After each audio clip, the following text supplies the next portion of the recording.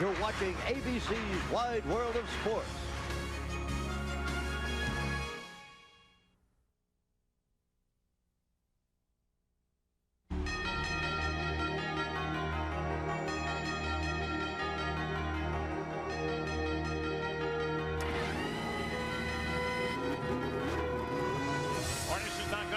Would go.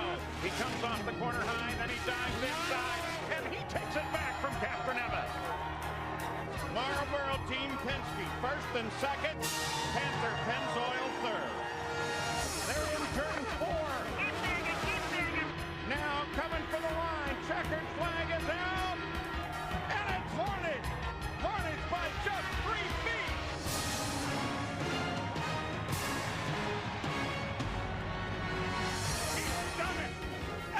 Castroneves wins the 86th Indianapolis 500. The flag for Sam Hornish Jr. And Unser Jr. and Hornish go to the line side by side. It's Hornish who takes the win by 24 10,000ths of a second. This is the much sought after Indy Racing League Cup that one of 2 drivers will win today. From Texas Motor Speedway, ABC Sports presents the 15th and final round of the Indy Racing League for 2002. The Chevy 500 will decide who will be series champion. And it's down to 2 drivers. Defending series champion Sam Hornish leads by only 12 points over Helio Castroneves. Gilles de Ferran was injured last week and will not compete here today, so the champion will either be Sam or Helio. Here's the points breakdown. A maximum of 52 are available, including the 2 bonus points for leading the most laps. Everyone scores points regardless of starting position, and the points lead has changed hands 4 times in the last 6 races.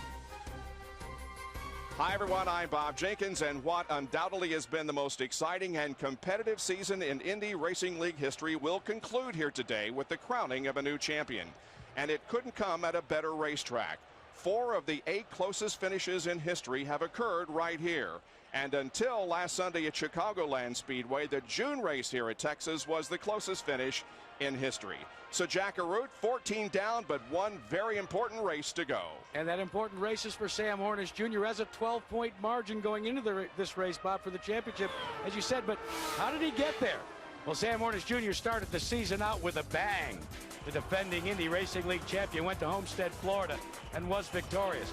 He backed it up on the other coast in California with a victory in the Yamaha 400. But then at Nazareth, trouble.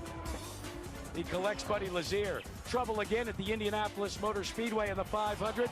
And in June, right here in Texas, ditto, more of the same. But then Sam stitched together the top 10 finishes, 8 of them, including a victory at Richmond in Virginia. Backed it up with a second at Kansas Speedway. And then went to Kentucky in his old Kentucky home, resulted in another second. And then, of course, that incredible finish 1 week ago. And Sam Hornish Jr., the winner of the closest race in IndyCar history. But that was then. This is now. Sam, when you strap yourself in the Pennzoil Panther cockpit, do you think at all about the points?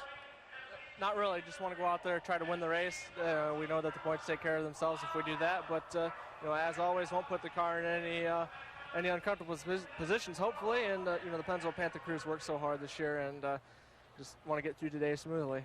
Gary, what about the guy that's chasing this man? Well, Helio Castroneves, what a remarkable season it's been for this charismatic Brazilian driver. He has been in the middle of a championship fight that has been changing on a weekly basis.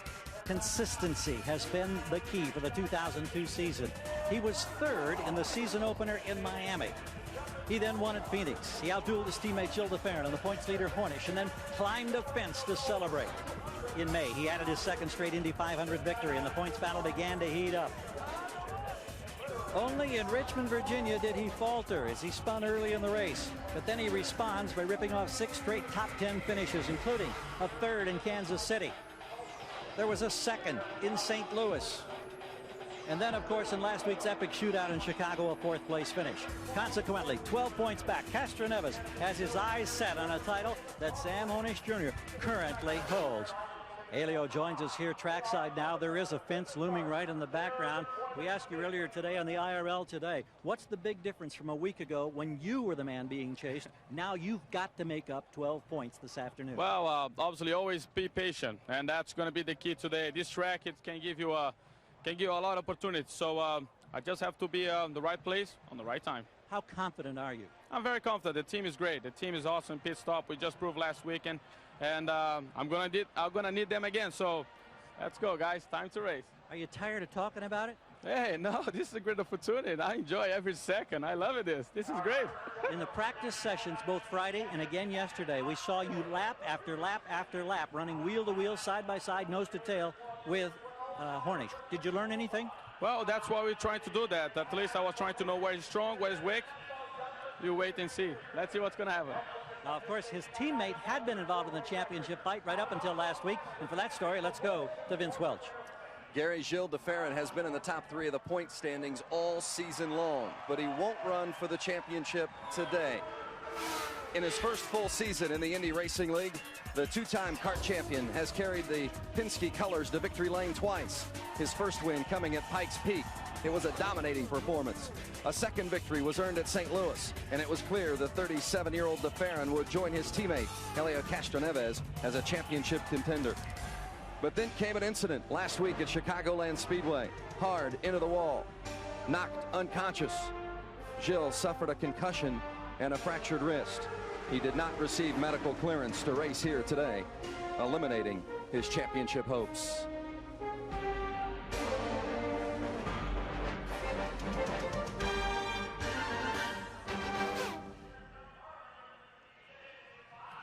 Gilles, it's good to see you. Physically, how do you feel? I feel fine. Thank you very much. And, you know, my wrist hurts a little bit. My leg hurts a little bit. I feel like I'm half drunk all the time. But apart from that, I'm okay. The head injury, is that ultimately what kept you from racing today? I think so. I think so. I'm really kind of a little bit dizzy and stuff. And I don't think I will be in any condition to drive these cars at this speed. So we'll see how long it takes for me to get back on a horse. The injury that you suffered, the concussion, any effect on what you may consider down the road as far as your driving future is concerned? As far as I'm concerned, I still feel really competitive at 34 years old, not at 37, like you said earlier. I was going to say, you look so good for 37. Exactly. And I still really enjoy what I do. So it's right now, just my thoughts are to get better and get back in the car. Gilles de Ferran will be keeping an eye on what's happening on the track today. That will be key, but Jack Arute, also very key what happens behind the wall this afternoon. Oh, Vince, the crews are the ones that sometimes get tied up in the knots. We're with the Panther team captain, Kevin Blanche Rocket. How tough has it been with this crew? The last couple of days been pretty tough. We had a tough weekend, a lot of late hours, but you know, I got up a little bit early this morning. But as soon as we get going today, everything will smooth out and we'll be back to business as usual. And then when it's all said and done, when it's over, win, lose, or draw, what happens? Then I'm going to go home and go to bed, and then I'm going to get up, go to the couch and take a nap, and then go back to bed again. Gary, it does take its toll on this crew. Well, here's another longtime veteran of the Penske team. Rick Reineman has been working for the Penske organization for 20 years. In your estimation, Rick, as you come to this showdown point, how's this team handling the pressure and the challenge? Well, this is what we've worked for all year, and to be able to put ourselves in the position to be fighting for a championship at the last race of the season. And, you know, the pit stops today, we've got to perform them as perfect as we can. We've got to keep the driver out in that lead pack. Once we get done with that last pit stop, we're going to sit back and become race fans, because if it's anything like Chicago, this is going to be a heck of a shootout at the end. Is there any single worry that looms right up there in the front of your mind? Well, you know, of course, traffic. You know, keeping yourself clean until that final shootout. You know, avoiding accidents and, you know, again, getting through some good pit stops, getting your driver and staying in that lead pack. Looking forward to it. Have a great day. Thank you. Bob?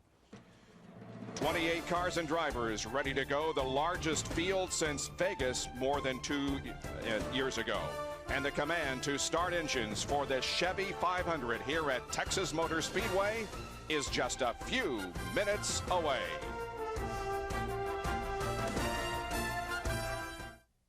Texas, home of the fantastic finish. And look at this. In traffic, Gregory, they're going to make a sandwich out of Marco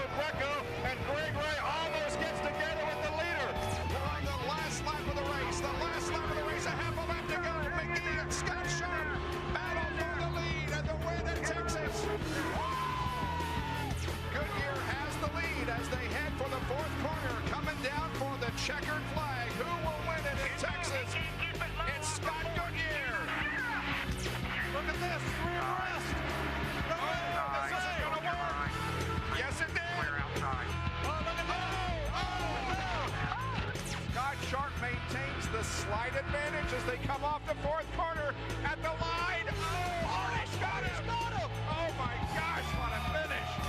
Looking high, he's high. Checkered flag is out ahead, and Jeff Ward takes it. Jeff Ward by inches.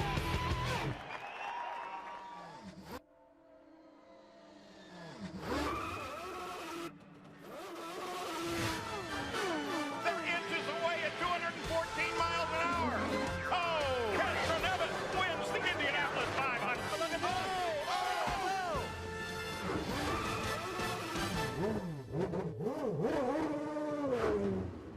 Welcome back to Texas Motor Speedway in the Chevy 500, the season finale for 2002. And today's race will decide whether Sam Hornish Jr. or Helio Castroneves is champion. Before we start racing here today, let's back up 1 week. Many are calling the laps, the closing laps in last weekend's race, the best in open wheel history. That, of course, was at Chicagoland Speedway in Joliet, Illinois. There's no question about the nature of the finish we're about to see. There's only 1 second that separates first through 11th. And they pass under the white flag. By just about a foot that time. Paul, there's not a spectator in these stands today that is sitting down right now. 2 by 2, the front 4. The field all tightly bunched together. Heading into turn 3. On the final lap. Now Buddy Lazier comes up to take a look to the inside. And Unser Jr. and Hornish go to the line side by side. It's Hornish who takes the win by 24 10,000ths of a second. Hornish with his 7th career win.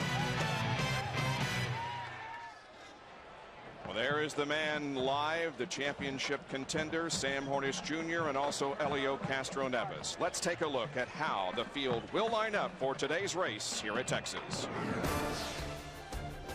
On row 1, Vitor Meira, his first pole, and Alonso Jr. his first time on the front row. The second row, Sam Hornish Jr., the points leader and last year's winner, along with Buddy Rice. The third row, Eddie Cheever Jr. and Tony Renna, his best career qualifying effort. The fourth row, Scott Sharp, a two-time winner here at Texas, and Alex Barron. The fifth row, Sarah Fisher, who made her IRL debut here 3 years ago, and the other title contender, Castroneves. The sixth row, Robbie McGee, who scored a career-best second-place finish here in 2000 with Robbie Buell. The seventh row, Felipe Giafoni and Billy Boat, who scored his only win here in 1998. The eighth row, Ayrton Darre, who was a close third here in June, along with Eliseo Salazar. The ninth row, Laurent Redon, the Rookie of the Year contender, and Max Pappas subbing for Gilles de Ferran. The 10th row, Greg Ray, who has 3 top 5 finishes here in his hometown track, and Buddy Lazier. The 11th row, Hideki Noda, who scored a top 10 finish earlier this year at Phoenix, and Will Langhorne. The 12th row, Raul Boisel and George Mack, who still has a shot at winning Rookie of the Year honors. In the 13th row, Rick Treadway and sprint car star Corey Kruseman making his debut. In row 14, Jeff Ward and Dan Weldon. And Bob, the co-owner of both the Weldon and Hornish Pennzoil Panther machines is John Barnes. And John, what role does Dan Weldon play now that he's in the back of the pack? Do you send him to the front to try and dance with Sam? He's going to run his race. I mean, we didn't, first off, we really respect Team Penske, and we know they're not going to play games with Pappas. This thing's about Sam and Helio, and, best team will win. Gary? One area that may be lost in all the commotion among the battle between Hornish and Castroneves is the fact that the number 6 car, even though Gilles de Ferran is not driving, is still eligible for a $500,000 owner's prize. And Roger Penske, of course, is the man who will be working with Max Pappas today. How significant is that in Max's approach to this, in your approach to this race today? Well, Gary, of course, the thing he has to do is finish. That helps us certainly with Helio, but in his own point support for Gilles, and it's important. This is going to be a great race, and we're just focused on finishing this race. One guy drops out, can make a big difference in owner's points and the championship, so it's going to be a great race. We're looking forward to it. Wish you well. Thank you. Thank you. Vince? Max Pappas' only other run in the Indy Racing League came at the Indianapolis 500 this year when he ran for Team Cheever. Max, what will be your role within the team game plan this afternoon? First of all, let me tell you, I'm really proud to represent Roger and everybody, the Marlboro Team Penske. And my role will be get the Marlboro car up there in front and give satisfaction to all these guys. They work so hard. Will you stay behind Elio until possibly he would drop out of the race and then you go for the win? Will you always try to stay behind the 3 car? My job is making sure that Marlboro Team Penske have the best shot to win the championship, and I'm going to be pedal to the metal. Max Pappas, he'll start from... And Vince, when the season started, this team, the John Mansfield, John Menard team, had high expectations with their driver, Jacques Lazier. Lazier is not in the car. It's been a litany of drivers due to injuries that have sat in the cockpit. But the youngster that has 4 races in his belt in an IRL competition, Vitor Meira, has set the car on the pole. This team wants a good finish tonight or today to try and go through the long off season. Now, in the case of Al Unser Jr., involved in the 3 closest IndyCar finishes in history, he's in his best qualifying effort ever in an IRL car. Gentlemen? Jack, back in row number 3, car 51, the Red Bull Cheever Racing. Eddie Cheever's been involved in some of these great finishes we've seen here over the years. Eddie, what is the key in your mind to being successful at Texas? You have to make sure you don't get stuck in a rut. If you're running low and the high part of the track is faster, you got to be able to move your car up there and run there. But it's a very hard place. Drafting is everything here. That's what we'll look forward to, Vince. Jeff Ward won this race in June, beating Al Unser Jr. by just a nose. But, Jeff, today you start in the last row. How do you get up to the front? Well, apparently I got to pass a lot of cars. So the target chip can ask you guys to give me a good race car. We just had some problems with the motor before qualifying, so we didn't get out. So we have a long way to go, but got a great group of guys, and we'll eventually get to the front. If you can come from the back to the front at a racetrack, this is the one to do it. Bob Jenkins. And now as we approach the time to get this race underway, here are Paul Page and a former driver very familiar with this real estate here at Texas Motor Speedway, Victory Lane. He's a 2-time winner, Scott Goodyear.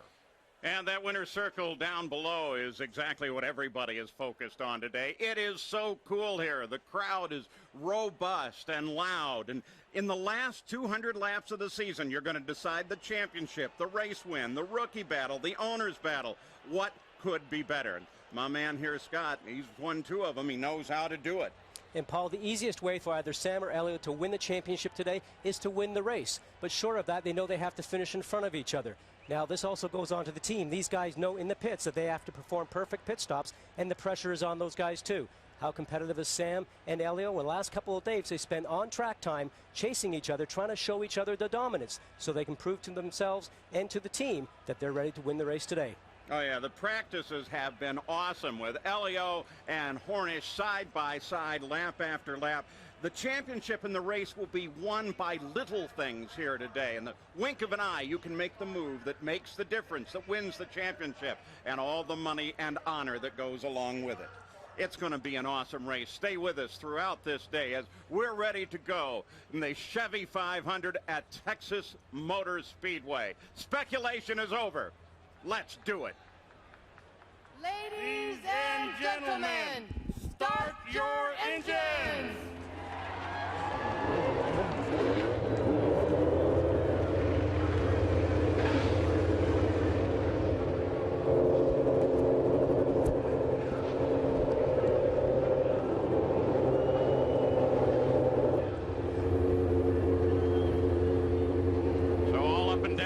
Straightaway they indicate their engines are ready to go. 12 points separates Hornish and Castroneves in their battle for the championship. Now, every car that starts is going to receive a point, so it is incredibly tough to run here, to get to the front, to win. It's going to be a close fight. Points paid for every position.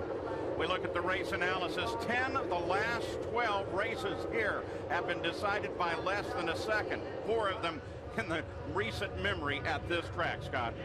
Paul, the drivers know right now the pressure is on them. The pressure relies on their shoulders. There's nothing else the team can do for them. Everything has been done.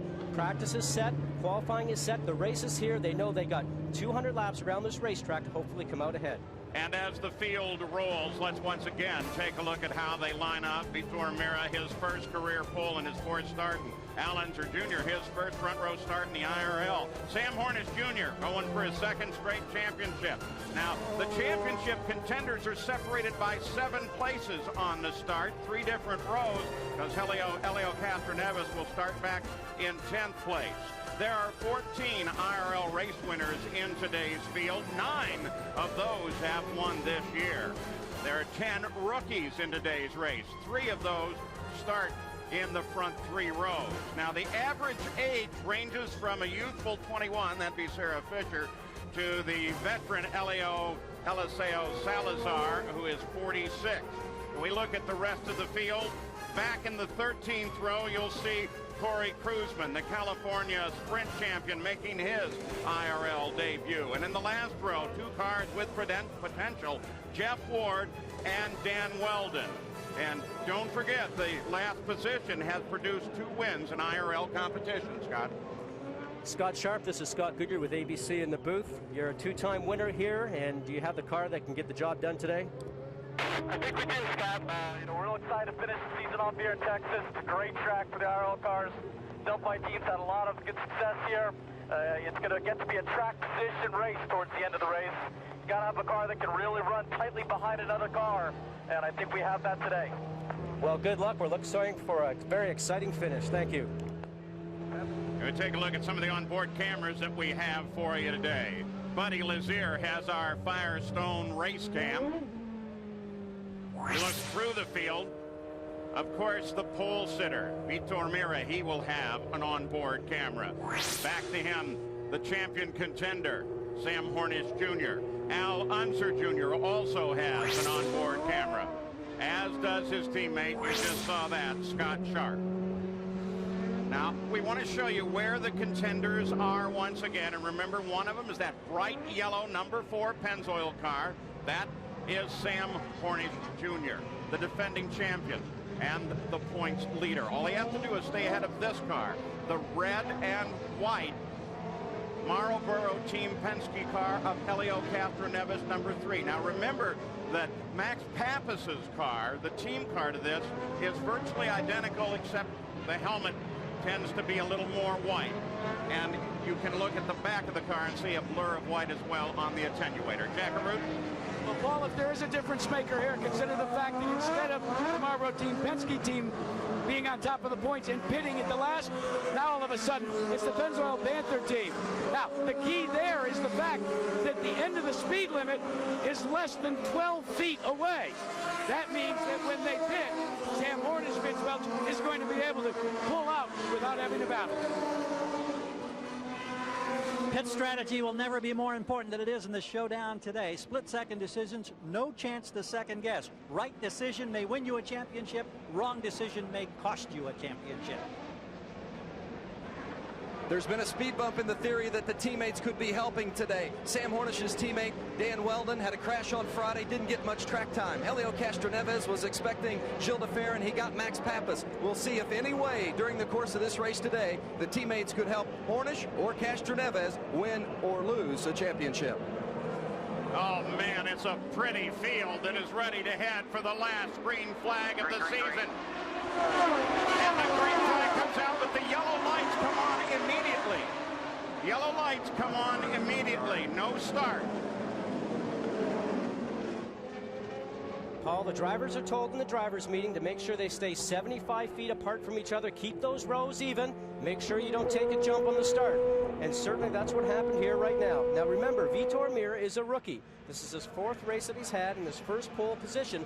Very anxious to get going. Matter of fact, he commented just this morning. He said, I don't want to make a mistake and cause a different outcome in this championship. I just like to go up there and run my own race. He's going to get another chance right here. Now, race control reported the reason for the wave off on the start was that Mira had a little too much of advantage as they came toward the line. They're looking good here. Green, green, green. And this time it is green. We are underway at Texas Motor Speedway, the Chevy 500. Mira and Al Unser Jr. battle at the front, looking for first place and the honor of leading that lap.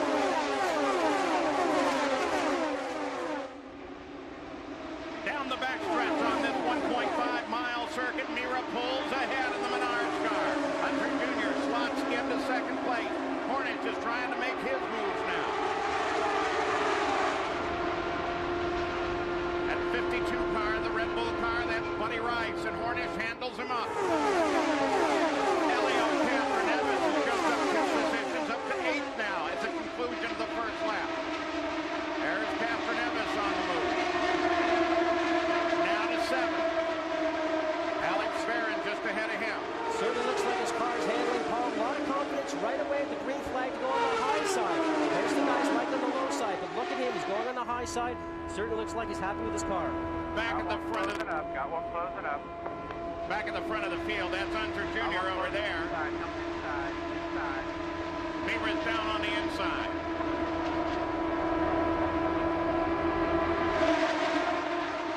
Harnish sits high on Unser Jr. Already the track is starting to stack up, Paul. We're running too abreast up in the front. Does not allow much room for the drivers behind to get through. It's going to look like Chicago did here just at the end of the race last week, where they run two abreast for quite a few rows deep. You're clear, you're clear. So watching from Sam Hornish Jr.'s view, again, over to Mira. Up at 214 miles an hour last lap.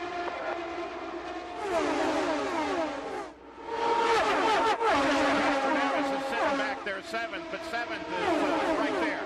It's not far at all. There he is. We expect this to continue on all day, side by side, constantly, just like they did a week ago at Chicago. Gary Gerald, what's the story on Captain Nevis? He's looking good. Terrific start for him, Paul. But as he said in the pre-race show, the key is being patient. Can you do that for these 200 laps? And already Tim Cindric on the radio is telling him, Elio, be patient. Doesn't look like he's listening too tight. Now he's up in the middle of this fight. Of course, he needs to be in front of Sam Hornish. The front of the field. Okay, you're clear behind. It remains like a pace lap, only this time it's Hornish that comes to the outside. Still side. Take it down, you'll be clear. You're clear, you're clear. Hornish takes the lead. Captain Nevis now fifth, going for fourth. All the same two guys that we had in Chicago last weekend running up front right now, but Alex Barron. Talked to those guys just this morning. They felt very confident. They said they found something on the car for this mile-and-a-half format that we're running on. They felt very confident for today's race. Hornish leads for the 12th time this year of the 15 races. And Alex Barron sitting back there in third. You're right, Scott. A lot of people are thinking this guy is potentially the eventual race winner. And what a great team it is. Larry Blair's team. One car operation. They're in here. They're trying. They've got one victory already. Couldn't be a better story. Wealth of experience there with Tom Boyle as manager. John Dick is an engineer. John Dick has really caught on to something here. Remember, this is their first foray really into the IRL, so they're learning a lot against these teams that maybe have been winning here for the last couple of years. And Elio Castroneves figured out Barron's run as he tucked in right behind them. Both of them came in forward through the field to both of their advantage. They now run in the front, third and fourth.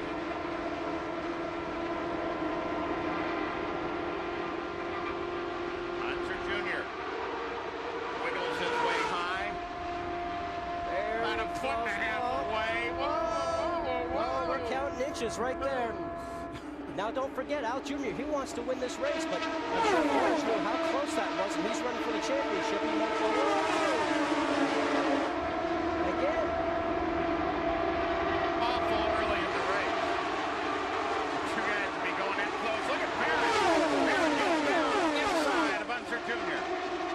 Trying to poke his foot ahead for a second there. Now he's going to come out. Captain Nevis is going to come with him. Championship between Castroneves and Hornish. There's a lot of guys dotted through this field right now that would like to win this race, and it might only be their first race of winning of 2002. Al Jr.'s a typical example right now. So close 3 times this year. Yellow. And they are saying this is more debris. Under caution for debris on the racetrack here at Texas Motor Speedway in the championship round of the Indy Racing League. Yesterday was a championship round of the Infinity Pro Series, and what a race it was. The 2 title contenders, H.A. Foyt IV, grandson of the 4-time Indy winner, and Arie Luyendyk Jr., the son of the 2-time Indy 500 champion. 14 cars started the 100-mile contest.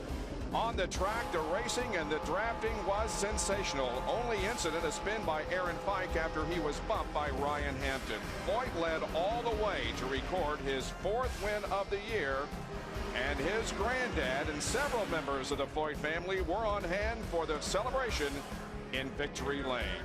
So A.J. Foyt IV wins over Corey Witherill, Ryan Hampton, Gary Peterson, and Ed Carpenter, the top 5. And so the final results in the first year for the Infinity Pro Series, A.J. Foyt IV is the champion, beating Ari Leyendijk Jr. by 54 points and Ed Carpenter by 64. That's the update on the Infinity Pro Series. The race will go green in half a lap. Here's Paul and Scott. Well, 8 cars pitted on lap 16 under the yellow. Pappas, Sarah Fisher was among them.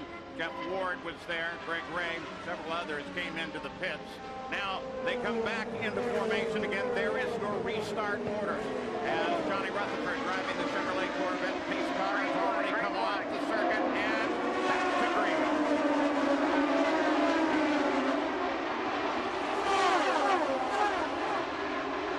Alex Barron looking to work the high side. Gets second. Coming outside. Different one's coming outside though. Barron outside. And Barron gets in front.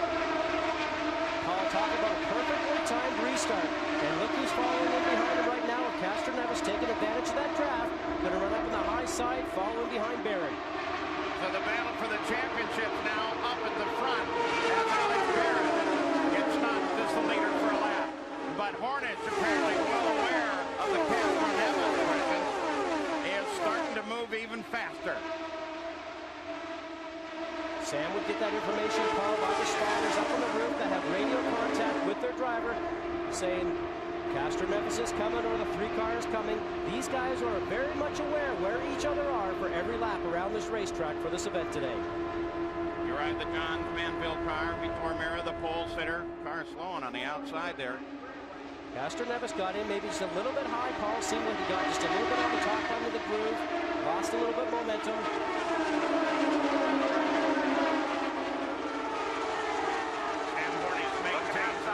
Looking outside. As Castroneves fades back. Here comes Barron again.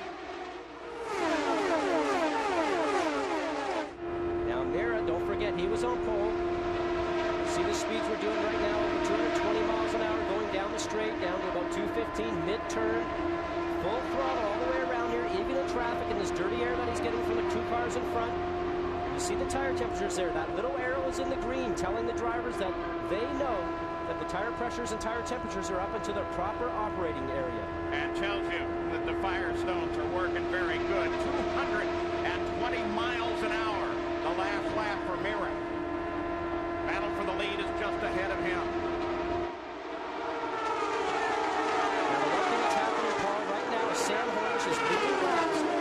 Now we have to remember the most laps led today get 2 extra points, which is very valuable towards the championship.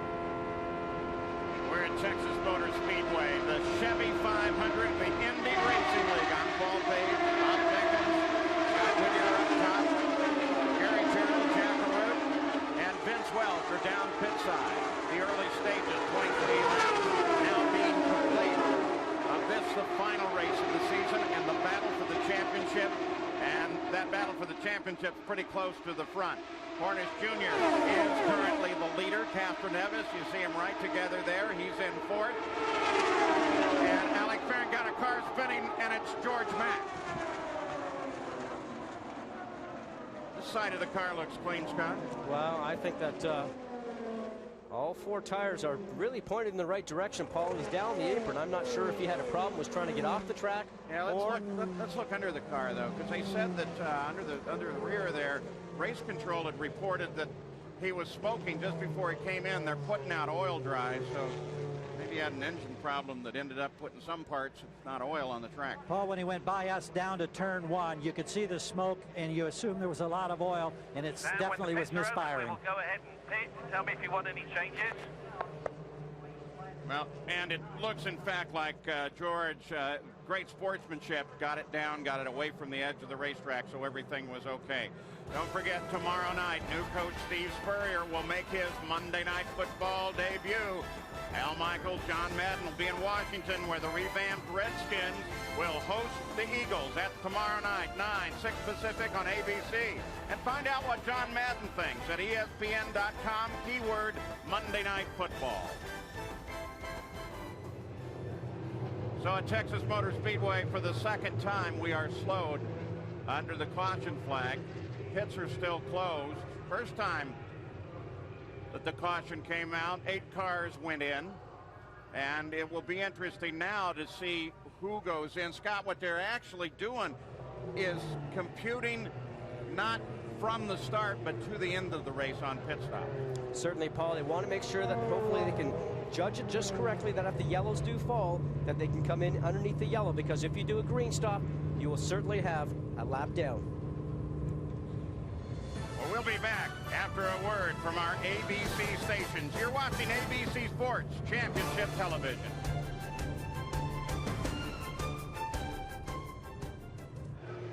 Chevy 500 is under its second caution, this one because of George Mack. It appeared as if the engine let go, and then he spun in his own oil down in turn number 1. Now the pits are closed, and the reason for that is because at pit out, there is where the activity is being conducted by the track safety workers, getting that oil dry down and the slick surface off of the racetrack. Well, in 2 weeks, join ABC Sports when Formula One racing comes to the U.S. 5-time series champ Michael Schumacher will try to win again like he did in 2000 at the Indianapolis Motor Speedway in the United States Grand Prix. See it Sunday, September 29th, right here on ABC. 28 laps have been completed. Sam Hornish Jr. is the leader of the race. His other contender for the title, Helio Castroneves, is 4th. We might mention that if Sam Hornish finishes 1st or 2nd, he will win the title regardless of what Helio Castroneves does.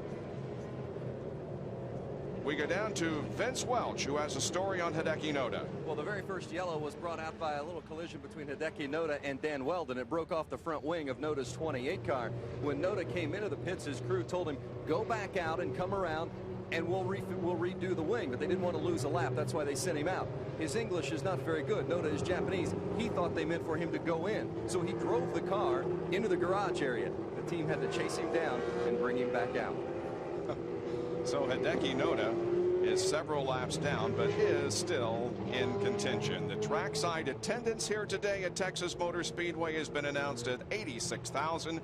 22,000 more than at the Cowboys game, which is being conducted in nearby Irving. So a great crowd is on hand today to watch this last race of the 2002 Indy Racing League season. Well, we have one more lap to go, and then the pits will be open. Jack? Well, Bob, when the leader comes, Sam Hornish Jr. comes onto pit road, you will not see them make any changes, but they have made a change. Of course, that was in the tire pressures for their Firestone Firehawk tires. In the rears, they have dropped it by 1/4 pound. Just trying to make minor modifications, Gary Gerald, but no major changes on this pit stop. And of course, Castroneves is in pit box number 2, right behind Hornish. The pits have been opened. They'll be coming shortly. There will be front wing added. Aerodynamic downforce created for the driver of number 3, second in this championship battle. Meanwhile, these crews, with all this time for the cleanup, have been over the pit wall, nervously pacing, waiting. You talk about championship butterflies. They've been building big time in the last few moments. They appear to be very relaxed as they await the arrival of their respective drivers. You see the Pennzoil Panther team there preparing for the pit stop by Sam Hornish Jr. The pace car driven by Johnny Rutherford has the field in turn number 4. And now finally the pits will be open. So this pit stop will be conducted on lap number 31. Here they come. Speed limiter, 0 fuel halfway down. Let's keep our R's up. 60-mile-an-hour pit speed limit. As the cars flank off into their respective pit boxes, Sam Hornish Jr. as the current points leader is right down at the end of pit lane. Hornish dives in. Now Castroneves is in. We'll look for the wing change after the tires and fuel. No changes, Gary, as we said on Hornish. They are done. Great service for Castroneves as they rocket toward that line. Alex Barron, it appears, got out between Hornish and Castroneves. -3 on fuel, Sam. -3 on fuel. Vince? Scott Sharp currently running 12th before those pit stops, but it could be a long day for Sharp. He has lost all on-car telemetry. His team owner, Tom Kelly, says it's awful early to start winging it. So a former winner here at Texas Motor Speedway who qualified well is experiencing some problems. Scott Sharp deal with those for the remainder of the race, and we are only 31 laps into this event. And Bob, when they talk about the telemetry system, what ends up happening is that the information from the car is not getting back to pit lane. Back with more in a minute from Texas Motor Speedway. We talk about the high-speed ballet the pit crews endure. Well, how about the brushback? It's not just in baseball. Watch the yellow car. Sam Hornish Jr. His stop is completed. Now look at the rear tire changer. Picks up the tire, and that's Helio Castroneves in the red and white car, brushing back the leading crew. And when they came to the line, it was very, very close as to who would be ahead of whom. Alex Barron, by just a few inches, was ahead of Helio Castroneves, but that will be for the 7th and 8th position because there were 5 cars that have chosen not to pit. Vince? The yellow was brought out by George Mack, whose motor let go. But George, I know you're disappointed with the way it finished today, but maybe how about summing up your first season in the Indy Racing League?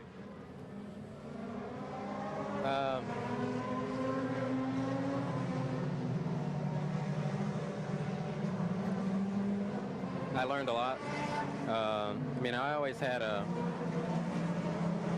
pretty consistent car, but, you know, maybe not the fastest one on the track. But, you know, it's just a shame, you know, couldn't take a 310 car, you know, all the way and finish this race today also. But it was a pretty good car up until then.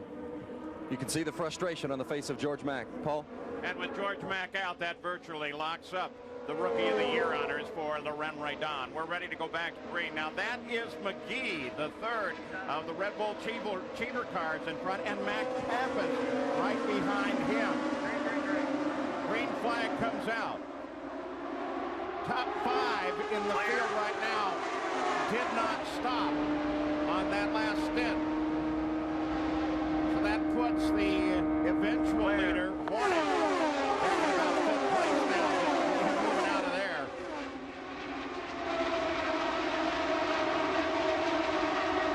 Here's Hornish. The Pennzoil car. That's Barron trying to close on him again. And then there's Helio Castroneves now coming in behind Alex Barron. Paul, the one thing you'll find in oval track racing is the cars that are working good Get close, clear. they'll always get back up towards the front no matter where they are. Now remember, these guys have new tires on. The guys that just pitted, 35 gallons of methanol fuel, but if their car's going to work well for them, they'll get past these guys that are lighter fuel load, maybe a little bit older tires that are just in front of them. Moving around Sarah Fisher, and now behind Max Pappas in 2nd place. You heard the voice of Pancho Carter. A little more than a spotter. He's a coach on that radio too. Now Hornish is closing on Pappas, Gary Gerald. They're telling Max Pappas on the radio, just run your line. As we watch Hornish move to the outside, we'll see if Sam can get through. Max trying to protect. It looks like Hornish has the power and takes the spot. So Hornish now to 2nd behind McGee. Since the last restart, here's the move. You just saw the great one by Hornish. Now look at this. Pappas side by side again. And now his teammate Castroneves comes up. Castroneves pulls way wide. Castroneves, green light.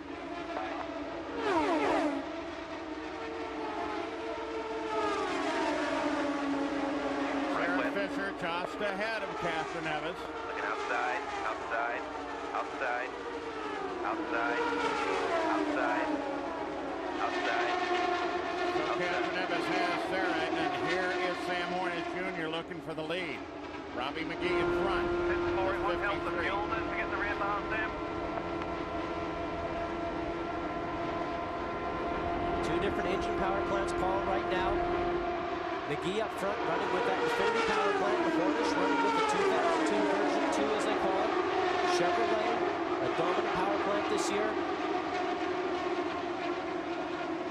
Castroneves and Fisher continue to work. Barron is there. Vince Welch.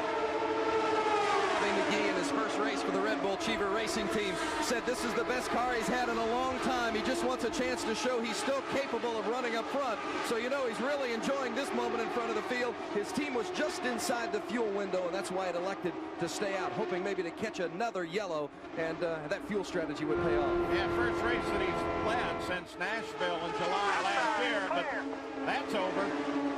Harnish is back in front. Well, that move was by design by Sam Hornish. They debated, the team and Sam, as to whether to follow that car in hopes and they could let Robbie McGee break the win. They asked Sam if he wanted to just follow and break away. He said, nothing doing. I want the lead. I want to keep leading this thing. Catherine Evans currently third behind McGee now, who was just overhauled by Sam Hornish Jr. 45 laps are already into the record book. There's your leader, the IRL, on ABC Sports Championship Television.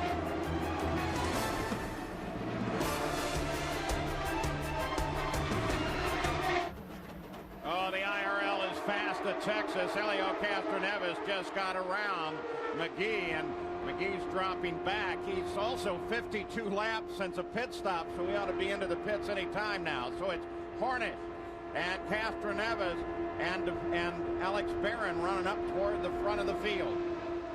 But Hornish far out in front right now. There's Barron.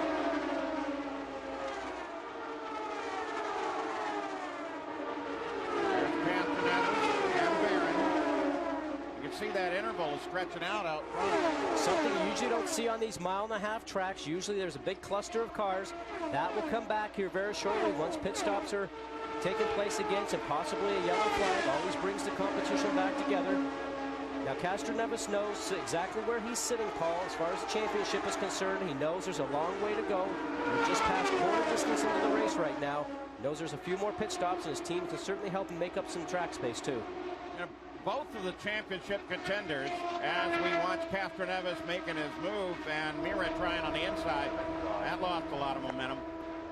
Castroneves, Hornish Jr. been very relaxed today, joking around with everybody. You saw them both a little bit earlier. In fact, Hornish looked almost sleepy earlier today.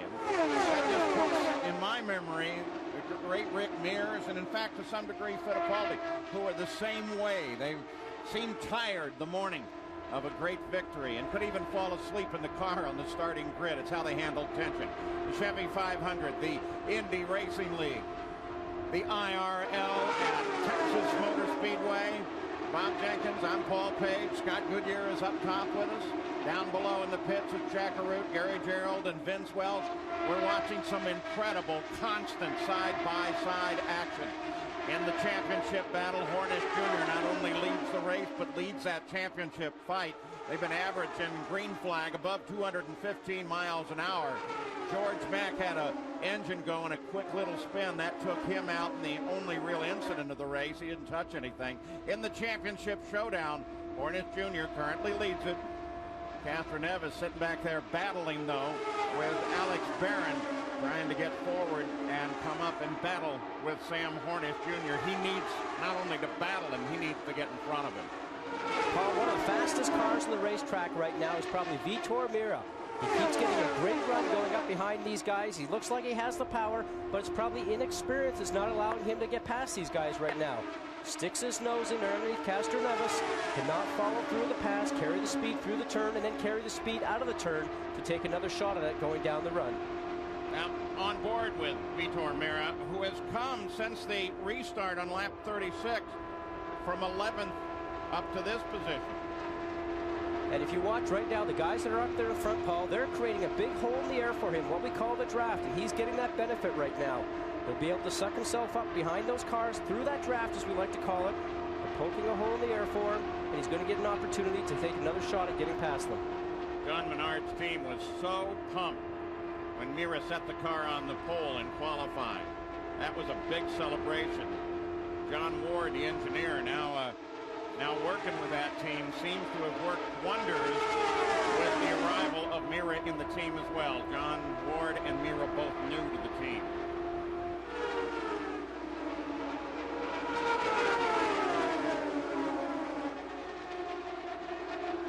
Hornish, McGee, Barron. Look at Unser Jr. I'll tell you what, he has been racing all weekend. He's had a great couple of 3 or 4 races here recently. Unloaded off the trailer very fast. Even said he surprised himself with the speed they got out of the car in qualifying. And Scott, they did not make any changes at all when they came in for that first pit stop. Unser said the car was perfect, don't touch it, so fuel and tires was all it took.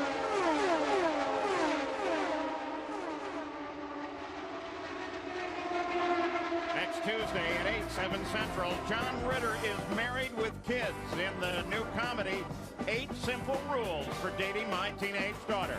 Tuesday at 8, 7 Central on ABC. Oh, what a fight this is.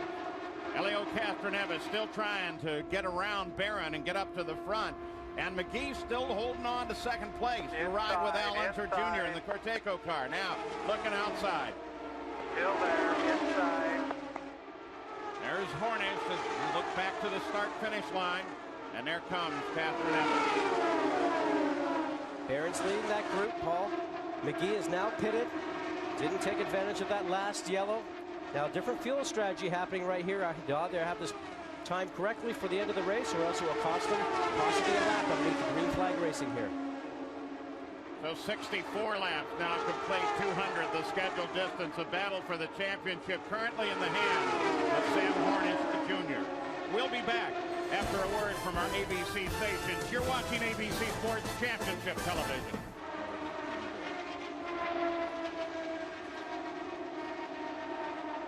Back at the Chevy 500, Sam Hornish Jr. is the leader, as you can see by that illustration, the telemetry telling you where the cars are by the full back straightaway. Alex Barron sits second. Castroneves right behind Barron is third, then Vito Mira and Al Unser Jr.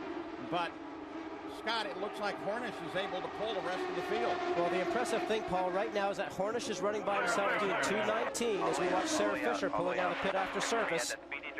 And right now, Barron and Castroneves are running together. Only about 2:17. So Castroneves and Barron should be running faster, Paul, because they're towing each other right now. But Hornish seems to have this thing dialed in. Hornish just turned his fastest lap of the race at 219.7. Helio Castroneves was able to do that a little earlier. The important point is Hornish did it all by himself. All by himself. And another thing it tells you, Paul, is that his car is working better as the fuel load goes lighter. The tires are getting a little bit worn. But that's going to be an important part right now when it comes down to winning this race at the end. Yeah, but try this on for size. Buddy Rice, who's sitting back 8th right now, has turned the fastest lap of the race at 221.2 miles. As we always talk about, probably taking advantage of the draft and those cars up in front, making a hole there for him. Bobby Buell in and out of the pits along with his teammate Sarah Fisher. A little longer stop for Bobby Buell, and it was costly. Costly in terms of last year. They brought him in, he fell 2 laps behind the field. Now we'll take a look at speeds at the line.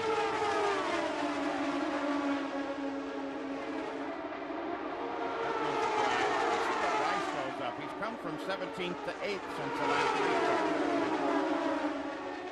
Vitor Mira, the fastest right now. Running back and forth. But there again, you have to be impressed with Hornish. 2:19s at will. Here comes Castroneves. Once again moving up high on Barron. But here comes Mira. Once again, he comes up there and then pulls right up, and then he seems to lose momentum, like he gets out of it a little bit when he makes that approach. Well, interesting point right now. If you watch Mira's hands, it seems like he's got a lot of angle going in his hands compared to what you think you would usually see. I'm starting to wonder maybe if his car's not turning as well for him, maybe a little bit of understeer. It would be only made worse by these 2 cars in front, giving him a little bit of dirty air. So we'll have to see if they make some changes on the car for him when they get into this next pit stop. Interesting to watch how these cars all dance around on the track, Paul. Remember, we're sitting here watching it, and these guys go around here at 220, 221 miles an hour, around a 1.5 mile track. Top 10 in the field should not be all that far from their next stop.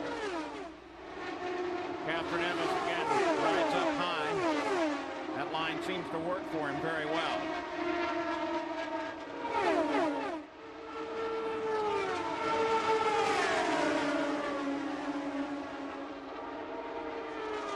That last time around, everybody running in the 219 bracket, all running very close. Al Jr. we were just on board with for a moment ago, running in 5th. Seems like his run maybe gets a little stronger as the fuel load burns off also, because on that last restart after the pit stops, he did move himself back a little bit. Looking for the leader to be in the pit, Sam Hornish Jr. in 4 laps.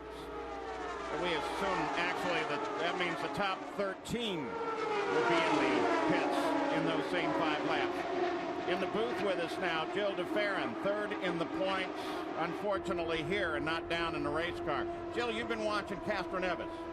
Yeah, I tell you, it's been really exciting to watch. I'm actually looking here from a different point of view than what I'm used to, and it's very exciting. I think what's going on there is Eddie was just staying in line there with Alex to try to catch Hornish. Obviously, it's not working out because he's been able to pull almost 6 seconds now, and I think between the 3 of them, they got to decide who is faster and let that guy lead that group, and then they'll probably catch up to Hornish that way. Otherwise, you know, they got to really hope for good stops or a good in and out laps to kind of help bunch them up a little bit. Watching Vitor Ramirez, he moves down once again. He's looking good. We're watching the leader now. Inside, clear. 50 fuel +1. So all of the front-running teams getting ready for a stop that looks like it's going to be under the green flag. And you saw what green flag did. There's Hornish already on the pit road. Saw what the green flag stop did to McGee.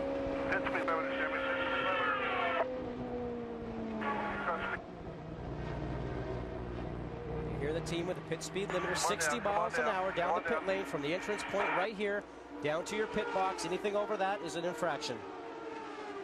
And it's all the way down to the last pit. Castroneves expected it in 5 laps. And Paul, here is where you begin to just cross your fingers if you're Sam Hornish. First of the lead cars to pit. No changes on the car. But now he's got to hope that not only does he have a good stop, they still are full of fuel.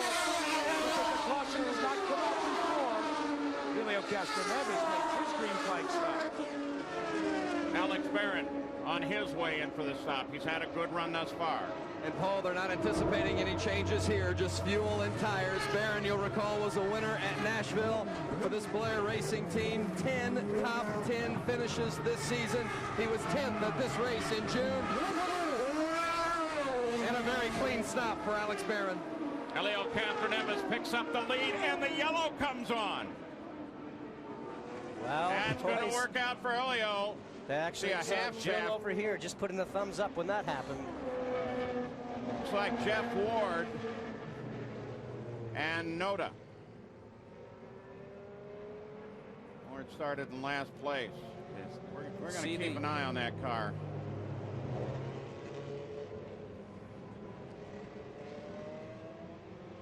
So the yellow comes out, and that plays into the hands of Helio Castroneves. And Paul, when that accident and that yellow did come out, you saw the Blair Racing team of driver Alex Barron just put its head down and slam their hands on the stand, because that was a costly timing moment of misfortune for the Blair Racing team as Barron came in, and just as he was leaving, the yellow came out. And a little bit of concern too, because Hornish apparently had to go through quite a bit of debris as he slowed down for the yellow. And Jill DeFerrin sitting here next to me, he said, "Oh, right." That worked for Helio, didn't it? For sure. This is what we always hope for. I mean, throughout the year, we've been getting very good fuel mileage exactly for that sort of situation. So Helio was able to go 5 laps, or he was trying to go 5 laps later. The yellow comes out. Now he's a lap ahead. So Helio Castroneves followed by Alonso Jr. I will get him back as soon as they pit, Sam. No worries. That's a conversation with Sam Hornish Jr., and they don't seem worried at all. They're going to, of course, there'll be a wave by on some of the cars that are lapped down as they reorganize the field. Is there any worry, though, about Castroneves under the yellow? They're making a lot of fuel. You don't worry about him running out. No, I think Helio is in good shape here. I mean, obviously he seems to be running okay in traffic and by himself. I mean, there's an opportunity here to really gain a little bit of track position. He's going to probably be leading the field once they go to restart.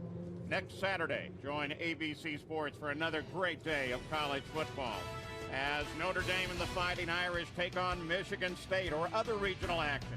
Saturday at 3:30, 12:30 Pacific. ABC Sports, the class of college football. All right, Gary Gerald, you're keeping track of the Penske pits and Helio Castroneves. Yeah, Helio is complaining of understeer. The car is pushing, and they were asking him, why can't you get down and run consistently on that low line? And the car just doesn't seem to be comfortable there. It runs better in the clean air. I'm sure Gilles and Scott can relate to that, but they're going to make a change on the wing stop, on the wings when they make this stop. Castroneves getting ready to come in, Reineman waving him home.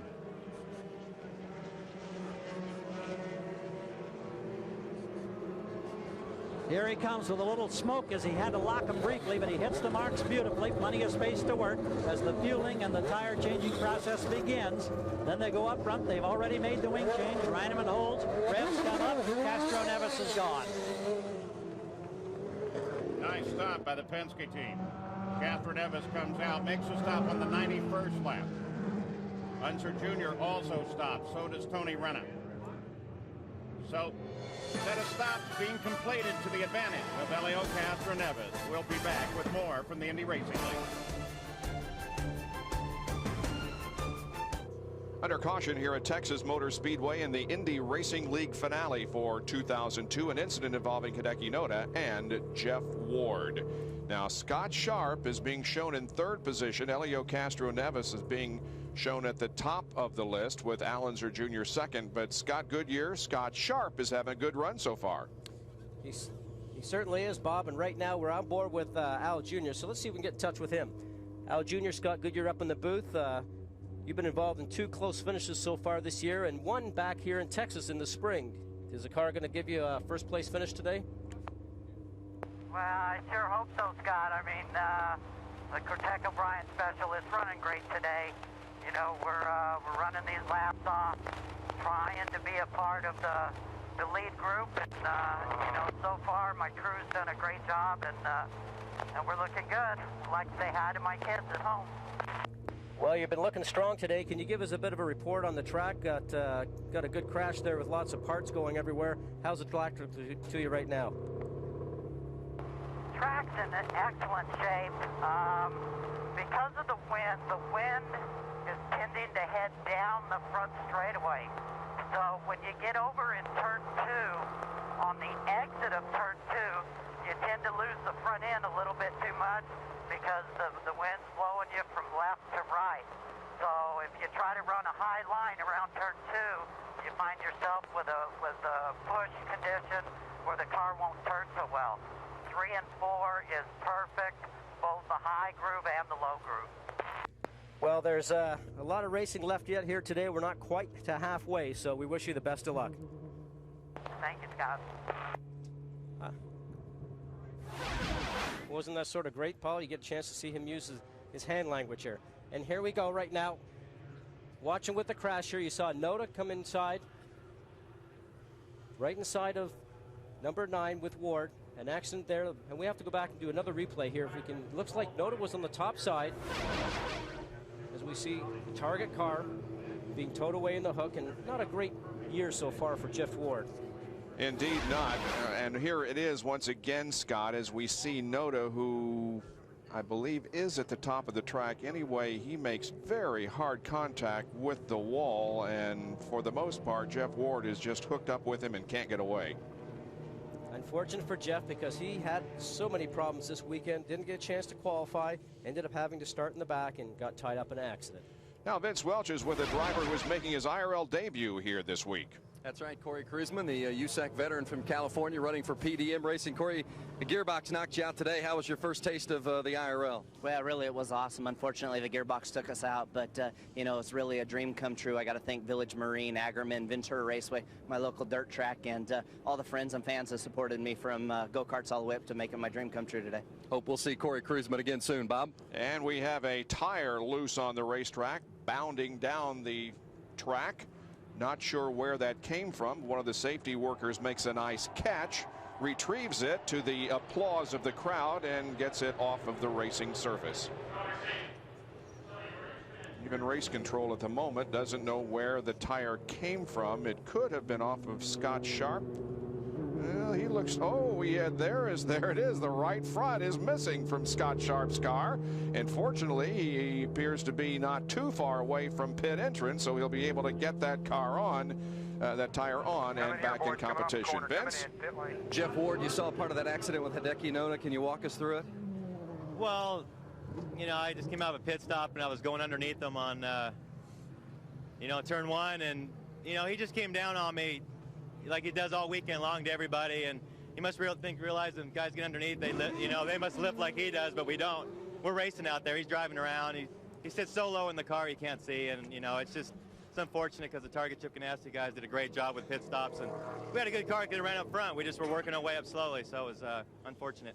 He won this race in June, but he won't win it today. Jeff Ward. Elio Castro-Neves is the leader of this race as 96 laps have been completed. We are near the halfway point as we wait out this caution period. Back with more in a moment. We remain under caution. During the caution for the accident involving Noda and Ward, Scott Sharp lost a wheel. Listen to the radio conversation as it happened. He is the only lap car between you and Giafone and then Renna. Guys, my right front tire just fell off. My right front tire just fell off. Get back in here. Pitting this lap. You can hear a little bit of a chuckle in his voice. Everything is okay. He was able to drive the car to the pit area and get the new right front on. Gary? Bob, as this season winds down, Chevrolet, a very big day for them today. They know that Honda and Toyota come to the IRL next year. They have unveiled for the first time today their brand new power plant for 2003. This is the new version. This is what Castro-Neves and Hornish are using currently in their championship showdown. There's a considerable difference. This is a streamlined, compact version, 3 inches shorter, 3 inches narrower, 35 pounds lighter. They won't give us a horsepower number, but they say it's more than the 675 that's generated by the current edition being used in this championship fight. It's been dyno tested only thus far. First track testing comes early next month. The Panther team and the Menard team will be the first to utilize this on the racetrack, as they know they've got a very stiff challenge coming their way from Toyota and Honda in 2003. Bob? A lot of testing will be done over the winter months to make sure that that Chevy engine and Toyota and Honda are very competitive with each other next year. Well, we are at the halfway point of the Chevy 500 here at Texas Motor Speedway. 100 of 200 laps have been completed. Now, Renna, Barron, Hornish, Rice, Lazier, Mira, and Boycel, who got caught during this caution period, had already made pit stops. They will be at the tail end of the lead lap. Castro-Neves, Allenser Jr., Giafone, Sharp, and Renna will be the ones that are on the lead lap. And right now, with Castro-Neves leading this race and Sam Hornish Jr. running 7th, Elio Castro-Neves has a 10-point advantage in the championship showdown, which is, of course, being decided here this afternoon. But we have a half a race to go. A lot has happened in the first 100 laps, and I'm sure a lot will happen in the next 100 laps. There is Hornish, the Pennzoil Panther car. And Jack, right now, he has been strong, but has a lot of ground to make up. Bob, he does, but he's very, very calm. And some of the conversation back and forth between himself and his engineer, Andy Brown, have been talking about the fact that, at least because of the IRL rule, they will not get penalized and lose a lap because they get to go around the pace car as he is doing right now.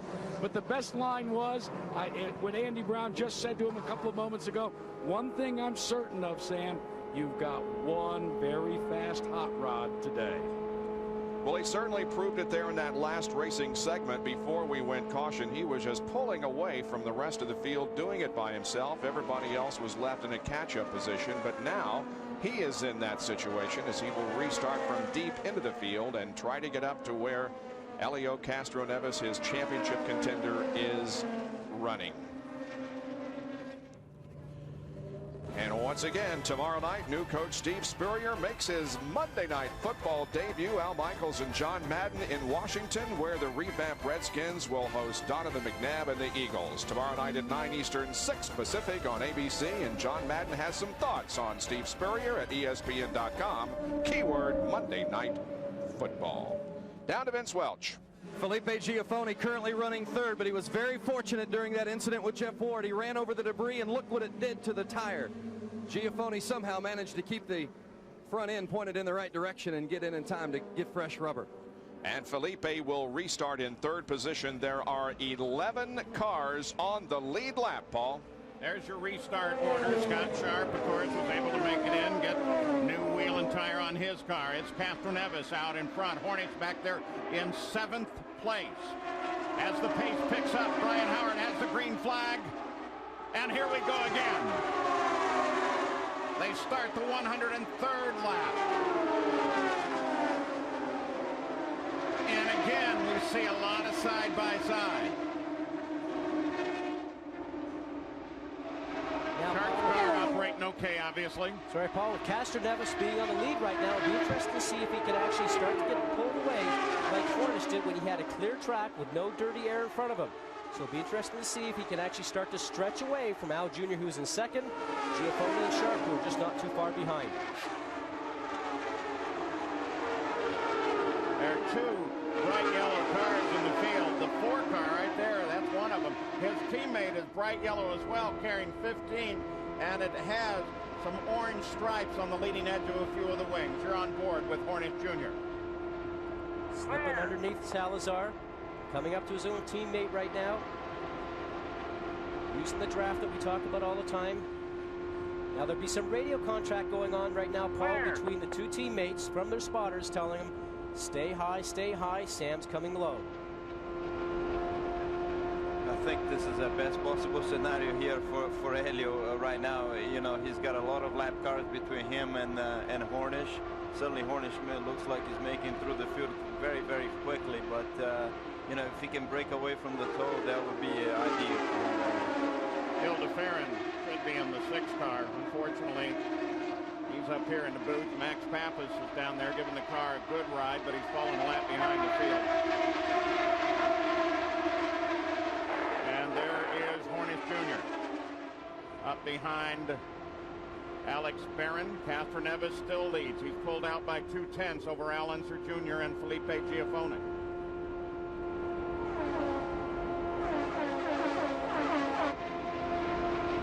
Watch Sam's right hand right there. Every time he takes it off the steering wheel, which he just did, he's going over into this area right here. And that's the weight jacker. It means the car's not working exactly as he wants, so he starts to turn the weight jacker, and the weight actually starts to put some more weight up in this left front tire. Helps the car turn better throughout the turn. Last lap around for Castroneves, 2:19. The strap adjustment for Hornish came at 220.3 miles an hour for a lap average. That makes a big difference in the car. I mean, every time you play with the weight jacket, especially in a track like Texas, which got a lot of banking, makes a lot of difference in the handling of the car halfway through the turns in particular. So it's really a good adjustment for the driver. You can also play with the anti-roll bars, which are also on his left side. So watching the Panther Pentoil car. And Helio Castroneves remains at the front. Unser Jr. is right there, though. Harry Gerald. Helio Castroneves, we had a radio conversation detecting a vibration or something different at the rear of the car, and he was questioning whether or not it could just be yellow. Debris on the back stretch. Debris on the back somewhere. So that's the fourth caution of the day. Elio Castroneves remains out front, just as Al Unser Jr. was trying to make his move. We'll be back after this and a word from our ABC stations. You're watching ABC Sports Championship Television. Eddie Cheever's right side mirror came off and landed on the racetrack. That has brought out the caution, and we are under it right now. A little more than halfway through this event, 115 laps completed. Well, let's take a look at what's happened so far in this event. And of course, the IRL Championship Trophy is up for grabs here today as 28 cars started with Elio Castroneves as second in points, 12 behind Hornish. He started 10th and began to move through the field quickly. Sam Hornish Jr., the leader of the points coming into this event, quickly took the lead from Al Unser Jr. On the 24th lap of the race, George Mack lost an engine, spun in his own oil down in turn number 1 and is out of the race. On the 44th lap, Hornish once again charging through the field and taking the lead from Robbie McGee. On the 89th lap, Hideki Noda and Jeff Ward were involved in a crash over in turn number 2. And we had a very short green period before this caution period that we are now under. So Elio Castroneves is currently the leader. Sam Hornish is running in 7th position. 10-point difference. Castroneves the points leader at the moment as we go back to green, Paul. Brian Howard's green flag comes out. They're racing once again at Texas Motor Speedway. Got one more, clear. Watching Hornish. He's trying to come up through the field. Currently 7th. Alex Barron, that's ahead of him.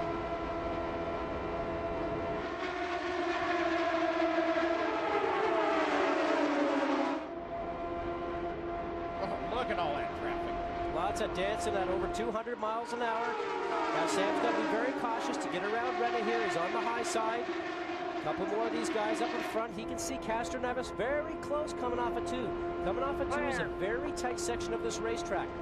We're right now in 3, and then we're going to come out of 4 here, and 4 opens up into the dog leg. So turn 2 on the exit is a danger point for these guys. Oh, Hornish sweeps way outside.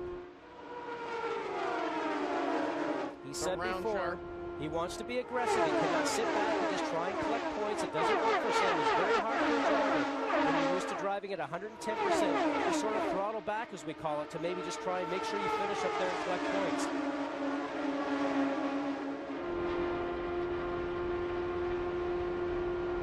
According to race control, they're going to bring in the 15 car, Dan Weldon, the team car, to Sam Hornish Jr. because they don't have good communications with them, don't have any radio communications with them. And Paul, as we talked about before, the radio communications here are so very important because that's how the spotter who's up in the stands contacts the drivers to tell them what's going on around them, in front of them, behind them, and if there's a driver coming in underneath them or up on the high side, all that radio communication you hear through our broadcast is coming from the spotters. Looking inside, coming inside, coming inside. And according to race control, that's a team request. Clear behind him. Because in the past, we've seen cars that don't have communication. The team wanted him brought in. Absolutely. The 15 car of Danny Weldon, not a whole lot of experience. So they're probably making the right choice here to come in, try and get the radio fixed. Outside. Still there. You're on board with Sharp, who was 5th place, and has Hornish Jr. to the outside. Barrett's just up in front now. He's been running strong all weekend also. We talked about that a little bit earlier on. And Sam is looking for a way past. He wants to stay on that high side. Scott Sharp is another one that's running very strong here all weekend. And Pancho Carter just warned Sam Hornish, says don't make it 3 wide. That's a no-no. We've seen from our angle, Jack, he's been trying to do that quite a lot. And it brings back memories of trying to get through at Nazareth with Lazier and himself at Custom. In that battle for the championship, right now, Castroneves is where he wants to be. Hornish Jr. placed where he is. Well, it's going to change every time he gets around or falls behind somebody. But right now, he's 6 points behind Elio Castroneves. And Paul, there is concern from Castroneves again on the radio. He said something weird is happening at the rear of the car. We don't know what it is. The crew doesn't know either, but keep an eye on number number 3. Something doesn't feel the way it should, according to the driver of that car, Castroneves. Well, Gil de Ferran was sitting next to us for a while. He's gone over to join the Brazilian host broadcasters. A lot of international television coverage of the series. And, of course, he'll switch from English to Portuguese for that coverage. Unser Jr. tries it again. You see anything on that car, Scott? No, but the thing that sometimes happens, Paul, is when you go through a yellow situation and the car is slow on the racetrack, you sometimes can pick up some rubber on the track that's from the other tires. And sometimes it gets on top of the tire because the tire's very hot. These tires run at 220 degrees Fahrenheit, and they just take a while to clean off. So we'll have to wait to see if Castroneves starts to report it and say, hey, the car's starting to feel okay now for me. One thing is for sure, though, he's not going to take his foot off the gas. Last lap around, Hornish was fast, 220.5 miles an hour. Look at him. He charges down under Barron. Still out there, just barely, though. Just barely outside. Coming back a little bit. And Felipe Giafone comes up on Barron for a second, then drops back. And don't forget, there are 2 points awarded for leading the most laps here. And that's still very, very close. Hornish has led 65 today. Elio 42. Last lap speed in the upper left-hand corner for you there. Unser Jr.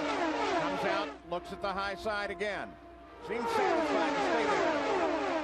When we talk about laps led, Paul, and right now, maybe not the drivers, although it's probably in the back of their mind, but the teams are certainly calculating laps led because we talk about 2 points towards a championship. And this is going to come down to the last lap, and 2 points just might make that difference. Right now, with that position for Hornish, Castroneves is leading by a single point in the championship. Warm up your calculators and your finger. I got to count on my fingers myself. And what's the famous saying? Don't do arithmetic in public. Well, we got 2 championship contenders, and Al Jr., as we talked about before, who wants to win a race before the season is out. And he lost by just so close here earlier in the year. Pace picks up, 221 miles an hour for Hornish Jr. last time around, 221.222.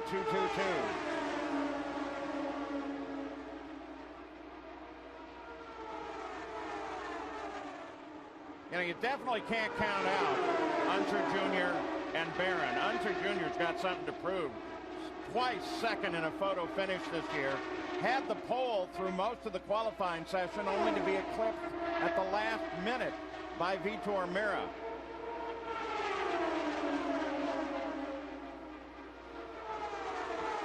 Wait, check it, count the clockwise if you need it. Some information coming from Sam's pit. Sounds like turn the weight jacker clockwise, which would put more weight on that left front wheel that we talked about before to help assist the car going through the turn. So, there's some great information right there telling him just to pull it behind, maybe select 6th gear. Got one up looking, got one up looking.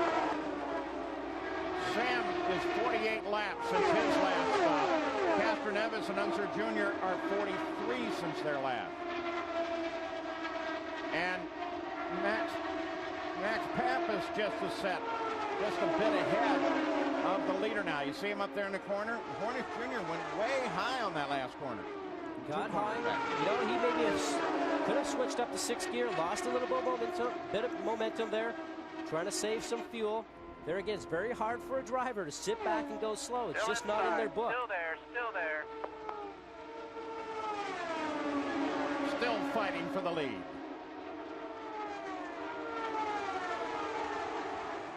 And Hornish and Barron stay side by side. Sharp kind of waiting station just behind them. And Giafone. Now Sharp has just moved up. He got past Giafone, so he's probably got a car that's working pretty good for him. He's going to get in this fight now. With these two being side by side the last several laps, Hornish and Barron are both coming forward.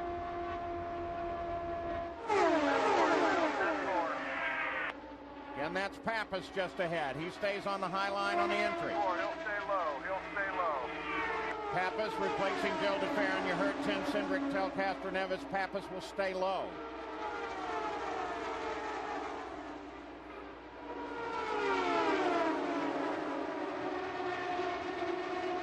...221 miles an hour. Last time around again for Hornick. Full mile an hour faster than the lead. And so here comes Castroneves on Pappas. Pappas going to stay low, just as Cindric reported.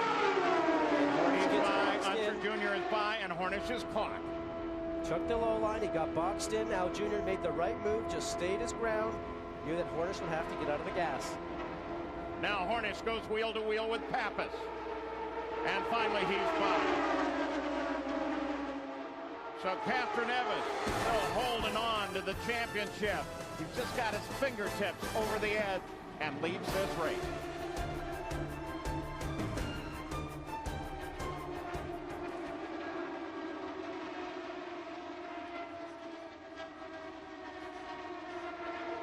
I have not said that. Okay. Yeah, he's 1 point out of the lead. If he can pass another one, he will be assured of the I championship. said the 1 point. I didn't say that. Yeah. All right. No, I didn't. Hey, Paul. Yeah, Jack. How long is, what is the best stop that Hornish has made in terms of laps on a tank? Now Hornish is back in the championship lead. Do you have that? Did you hear what was the greatest distance Hornish has gone between stops? He's 56 out right now, Jack. Okay. Castroneves is 51 out, and Hornish has taken the lead. Maybe. Inside. Get another run on him. You'll have him. Full chin. We've asked him to wait for us. I'd be content to sit right there if I was him. Yep. Save some gas. Especially when he's coming in at 7. Yep. Unser is coming at 155.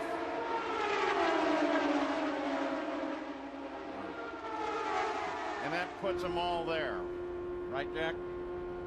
Puts the whole front of the field within reach of the checker. Hello, Jack. Hello, Gary. Yeah, I'm sorry, Paul. That's why I was asking you. That's why I asked you. Yeah, it should be. Yeah. I didn't know you were asking me, Paulie. I apologize. I'm sorry, Jack. You two being awful nice to each other. I don't what's the guy. the problem Clear behind here? if you want it. I like you when you fight.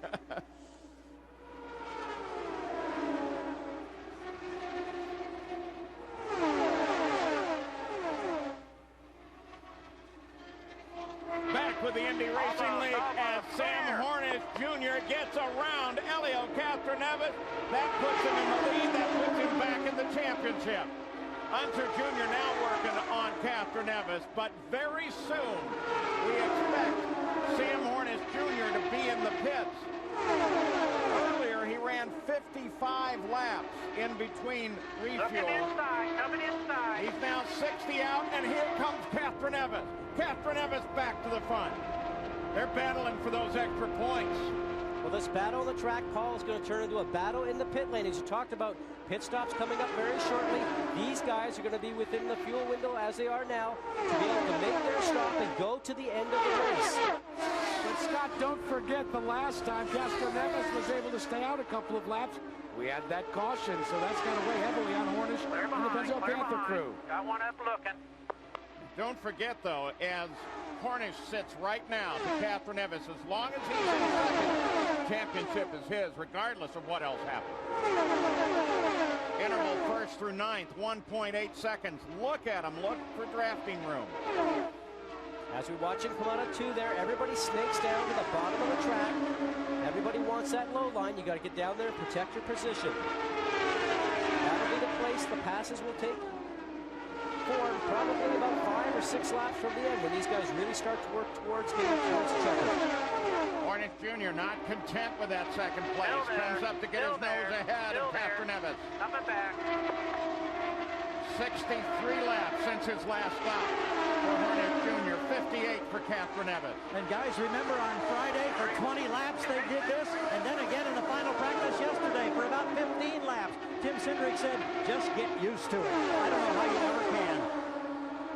Oh, yeah, they have been at each other constantly, playing the sight game. Still there, still there. Feeling one another, trying to figure out what each other has. And we saw lap after lap of what we're seeing now in practice. And Paul, Sam's got the upper hand right now because he knows in the back of his mind if these two guys touch and both of them go out, One more time by. Sam's won the championship. Clear behind. Last couple of times by, Castroneves has had a nose ahead at the finish line. There is traffic ahead. And lots of traffic behind as these two guys run side by side. All those guys stack up behind. Today, Hornish has led 67 laps, Castroneves 65 thus far. Now Sam's going to pit this time. He'll peel off to the left-hand side as you see coming into turn 3. He's not been on the brakes. So what he'll do is he'll take his left foot, put his left foot on the brakes, warm the brakes up. So he's got nice warm brakes to get into pit lane. 60-mile-an-hour speed limit here. This for Sam Hornish and the rest will be the last stop. Castroneves in 5 laps. Move over here and just drive on through. And those 5 laps could be the longest laps of Sam Hornish's career. The crew goes to work very methodical. It will be their final stop of the day. Needing to get in all the fuel, 35 gallons. The tires are done.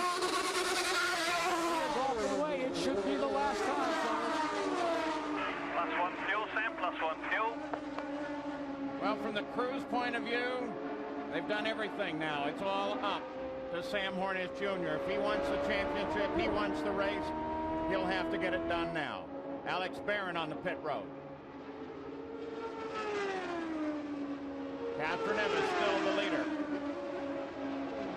About 4 more laps, Castroneves will be in. So will Unser Jr.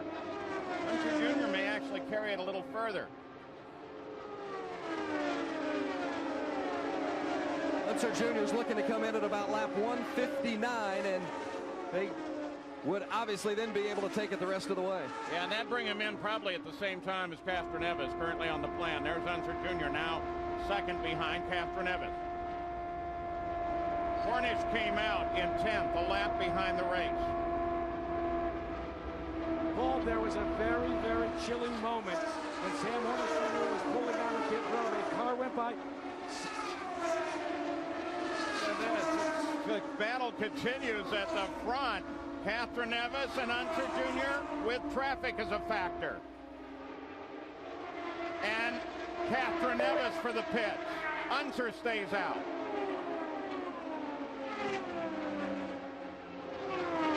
The same rules here now. Whoa. The brakes. He can look down at his dash on his steering wheel, know that he might have been going past faster than 60 miles an hour. Once you enter in the pit lane, that 60 miles an hour has to be adhered to, otherwise you get a stop-and-go penalty. Yeah, and the NRL has been adamant about that with everybody. There it is, guys. They tell us that they're going to increase the stagger on the rear wheels on this stop. They'll also, for the 3rd time, make one turn of wing, I believe, up front. No, they waved that off. Good service.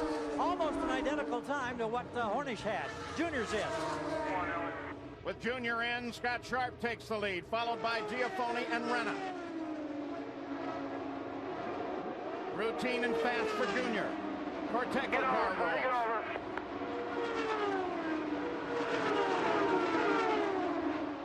There is Sharp out of the lead. Mira goes to the front. Scott Sharp, just tires and fuel, no chassis adjustments expected. Robert Perez changing the right front. He'll give him the clear to go. And a good clean stop for Scott Sharp. And it appeared both Unser Jr. and Sharp came out on stickers. Brand new tires, never been scrubbed in. And you can tell that, Paul, by the white stickers. They're on all 4 tires right now. And those labels, stickers as they're known, will actually peel off once the driver's on track within about a lap. You saw Raul Boycel's car being pushed behind the wall. You now ride with the new leader, Mira, and he's got a long way to go till his next stop.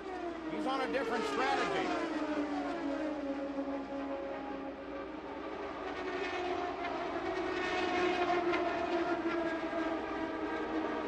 Mira Renna is second right now. Renna ought to be coming in.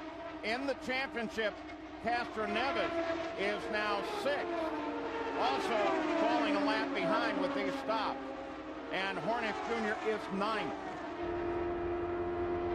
But what that does is goes to the advantage of Hornish Jr. He has the championship cup in his hand right now.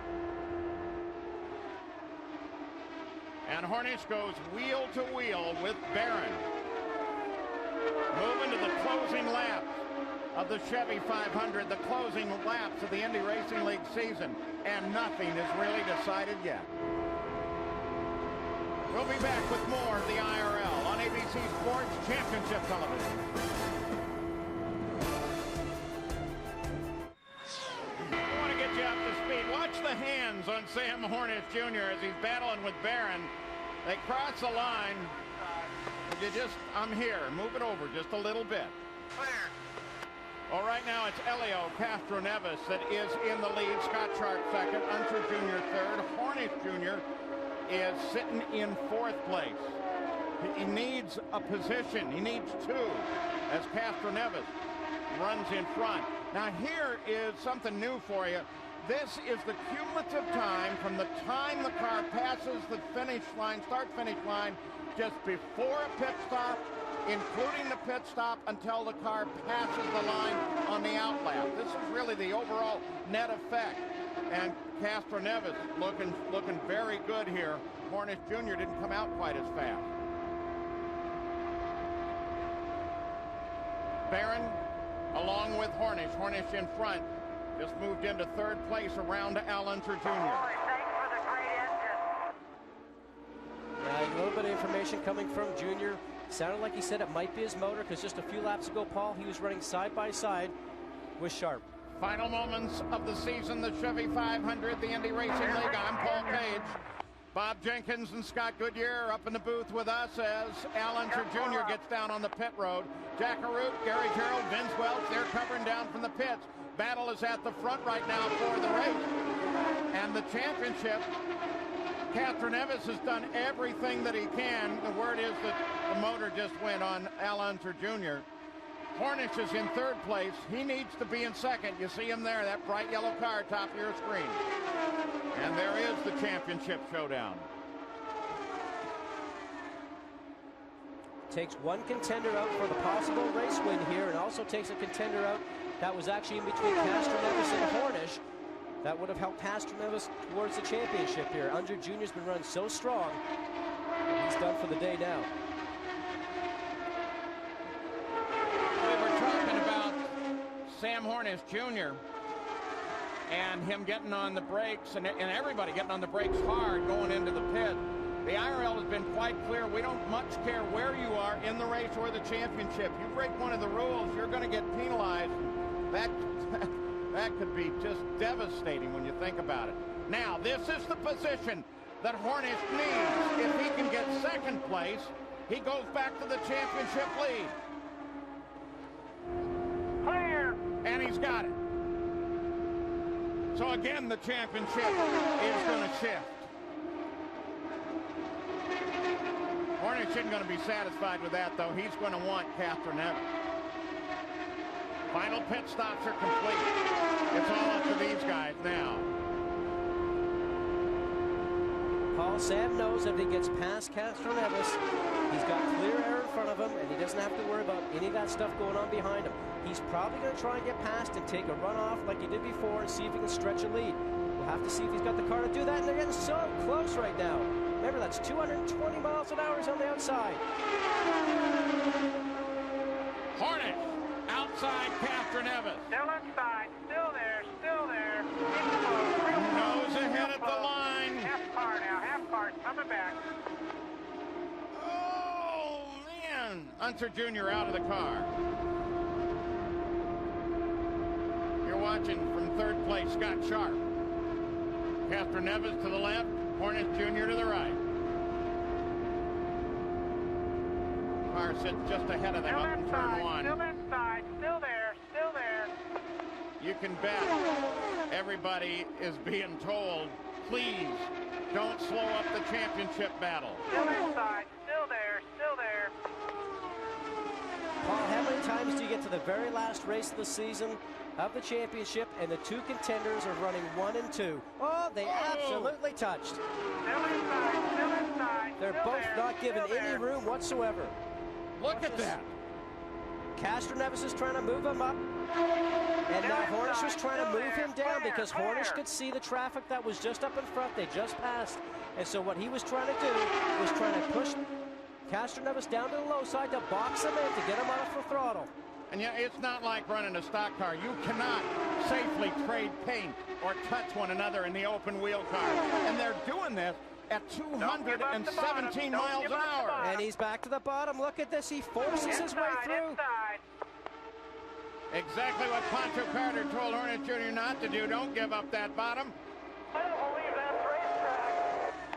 Pancho, get him to Joel. He passed us under the white line on the back straight. Now here's where the gamemanship comes involved, guys. Because right now, Castroneves their pie will be for the 4, Sam.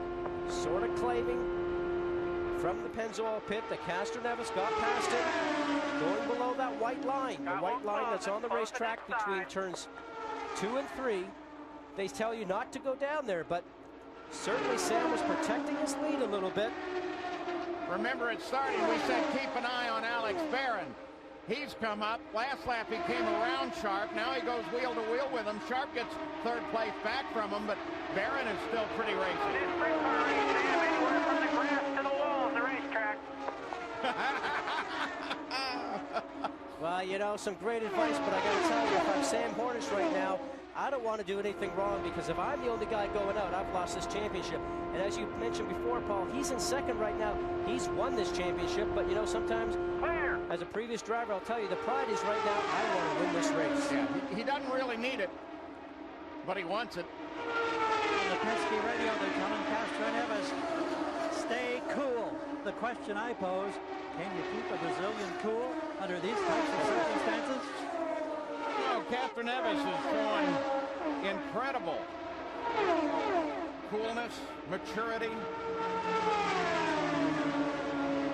Gary just thinks the genes might be working against him. His family is here. Get a little distance, Sam, if we can. Hornish's family is here.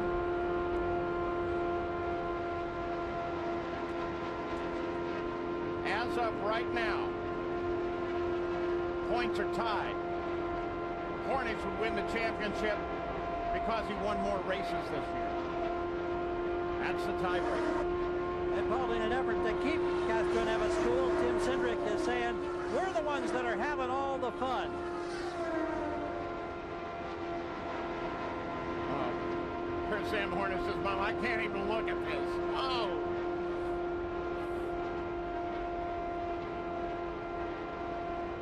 That's Elio Castroneves, the dad. 187 laps complete, 13 to go. And again, getting out side by side. Here's Hornish way wide.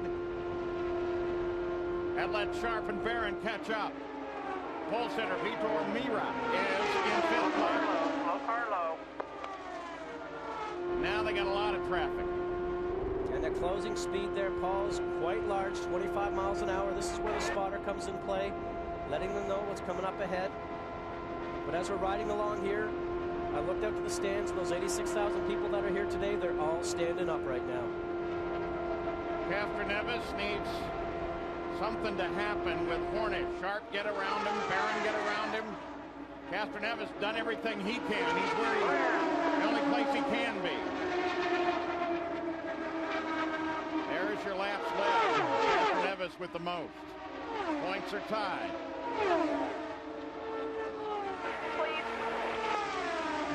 Again in a tie.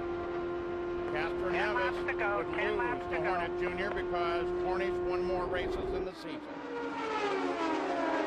Hornish has 4 wins. Elio has 2. Sharp and Barron could both become a factor as they're closing in. Now, Paul, with 10 laps left to go, all the drivers are trying their hardest, but I can tell you these two guys up front right now, heart rate's probably about 180 or 200, and their foot is mashed all the way down on the gas. They're not going to lift at all. Now, you can't minimize the desire of Barron and Sharp And they could be the ones that actually change the championship. Well, exactly what can happen. We've seen this happen in Chicago. We've seen it happen here before. Still inside. If Still these there. two guys are dead heat as they are right now, side by side, if the driver comes up behind, as Barrett is right now. Oh, and Hornish trying to go for the lead. Still inside. Cameron is going to hold him.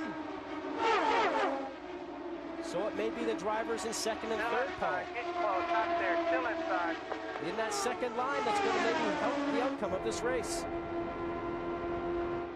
Shades in Chicago a week ago. They continue side by side. Still inside. Mira now comes up in that battle for third. Now Castroneves has the advantage on the low line in the bottom of the turns. Lap traffic is coming up here. Hornish is going to try and squeeze him low, box him in. We'll have to see what happens. Castroneves is going to try and push him high. They split. Oh. Mira comes to third. Look at this. He's trying to push him up. They touched. Sam's wheel definitely touched. He saw a suspension move. Castroneves comes out and around clean. Oh, never mind. They moved it. It's fine. 5 laps to go. 2 cars behind you now. 2 cars behind you. And the 2-car, Mira, is very slow. Olsen, another young Brazilian, daring, brave, wants to show something to his owner, John Menard. And if he does, and puts Hornish down into third place, the championship changes. But right now, Hornish Jr. is the champion, and he may be the leader. Still inside. Still there. Still there. Now, if he gets through, Paul, you watch Sam. He will dive towards the bottom. Oh! 220 miles an hour, not giving an inch. Still inside. Still there. Still inside. See, here comes Mira's off the gas. Around. They go in. They come back in on. See, Sharp's got the experience. He's hungry. He can see it. He can taste it. You heard Mira lift off the gas. Still inside. Still there. Still there. Two former winners now running on the inside. Sharp, former champion. And Alex Barron, who won his first race this season. 3 to go.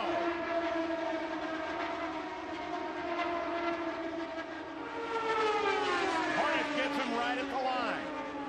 And remember, last week in Chicago, every lap they were calculating what did it take just to get your nose ahead at the line, because that's the only place it counts.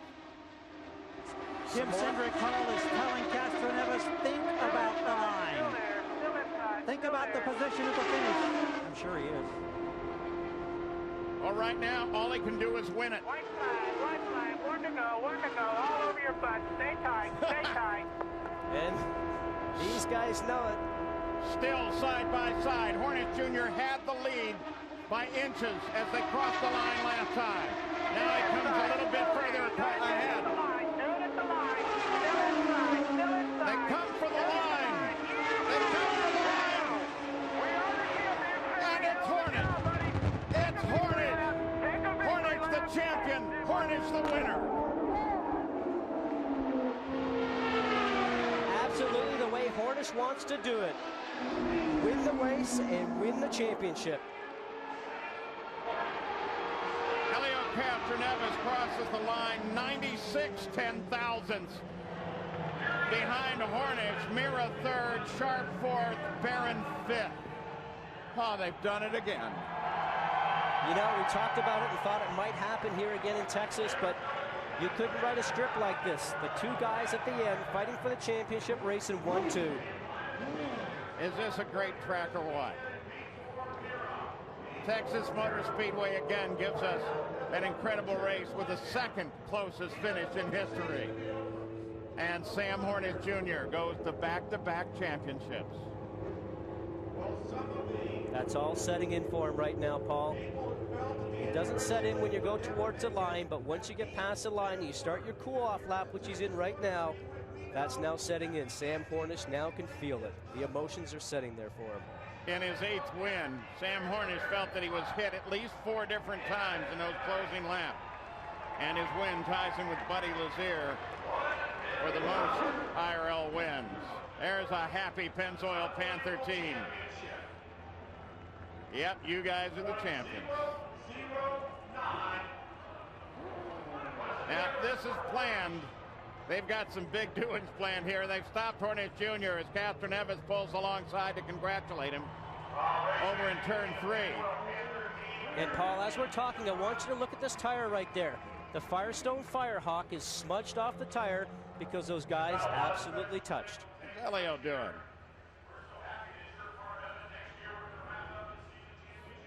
Gary Gerald?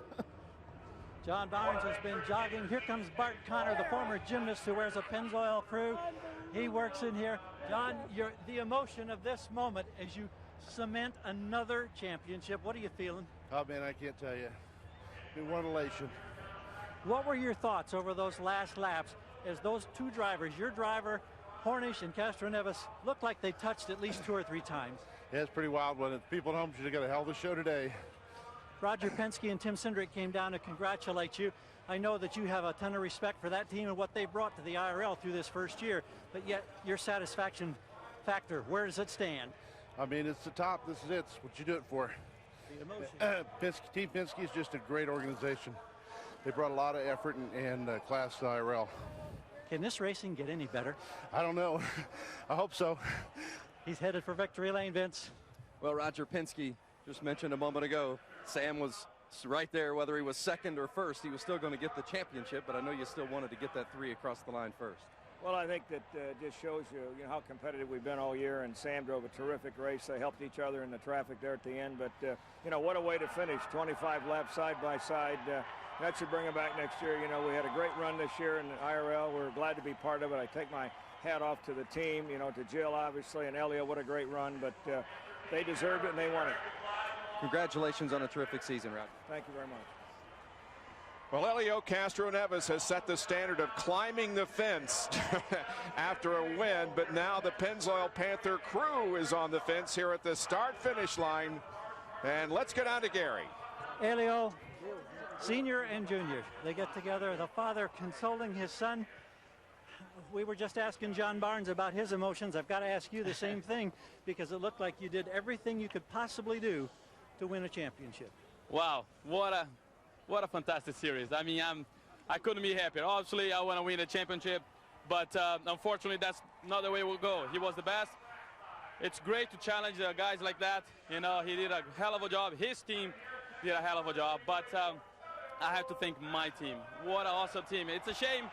Guys, I tried really hard. I think you guys saw, but hey, always next year. How many times did you touch that yellow car?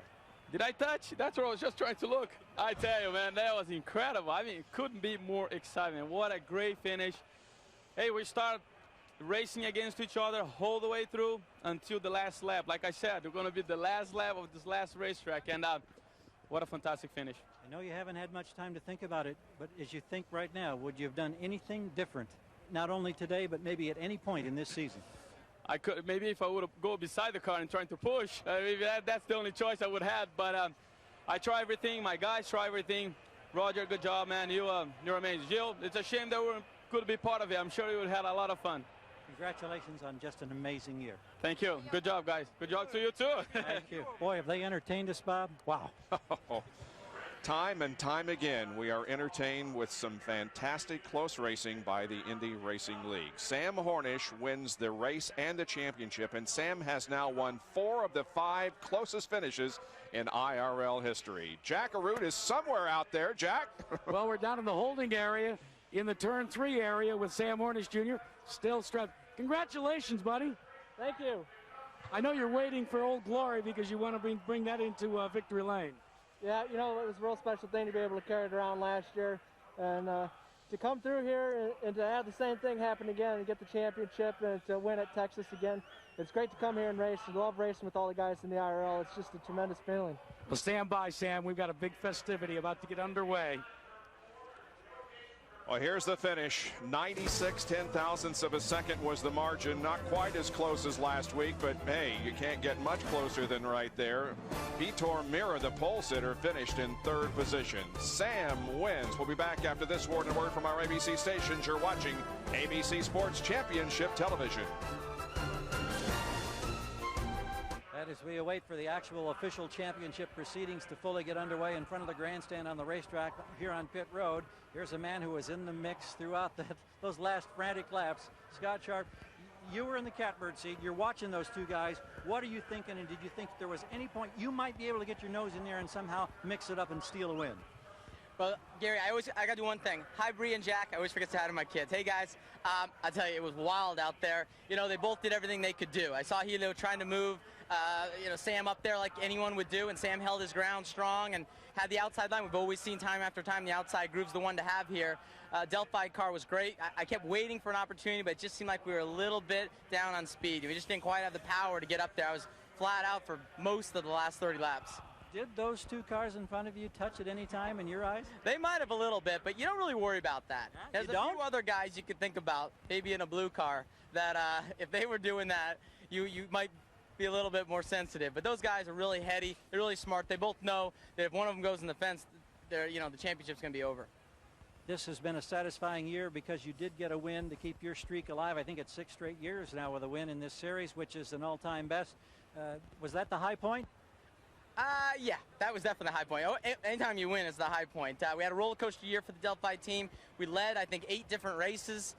We just had 6 different failures. We failed to finish 6 times, and the consistency that the front runners have, you just can't afford to do that. Enjoy some time off. Looking forward to next year already. Oh, so are we. That's Scott Sharp. Let's go to Bob. Scott Sharp finishes 4th, and now Sam Hornish Jr. in the car with the American flag on board. Comes from turn number 3 around here to the main straightaway, where, of course, the championship laurels will be presented him. Actually, he's going down the backstretch in the opposite direction of the race traffic. But it's just allowing the fans to celebrate with him this incredible year that the Pennzoil Panther team has had and that Sam Hornish has brought them. His 2nd consecutive IRL championship, he becomes the first driver to repeat as Indy Racing League champion. And he did it today in incredible style as he and Elio Castroneves, the other points contender, raced side by side to the finish, with Sam winning by just a few inches. 21 lead changes during the afternoon among 7 drivers, and the average speed of this race, 163.981 miles an hour. We were slowed for 4 cautions totaling 35 laps. Well, Sam's going to do some donuts for us here in front of the main grandstand as the American flag remains on board. Before long, he will be getting out of that car and we'll be able to talk officially with him. There are the results. 7 cars finished on the lead lap, with Vitor Mira, the pole sitter, finishing in 3rd position. Sarah Fisher ended up in the 11th spot this afternoon. What a run. To top off a season that's just been incredible, Sam. Yeah, it has been an incredible season. Would have been a little bit better if the driver hadn't screwed up in a couple races, but the Pennzoil Panther crew, they do an awesome job for me. They always give me cars that are dependable and safe and, good to go out there and run. So it's always a joy to go out there and run for those guys. And, it's all for them. I really want to thank God, my family, my mom and dad. They made everything possible for me to be where I'm at. Sam, 1 year ago you came to this race. You were victorious, but you didn't have the pressure of a championship on your shoulders. You had wrapped it up previously. Describe the differences. I wanted to win last year and I wanted to win this year, but this year I needed to win. So, it's a great feeling. The Pennzoil Panther guys just have given me awesome race cars all year long. And I think maybe we need to carry that American flag more often.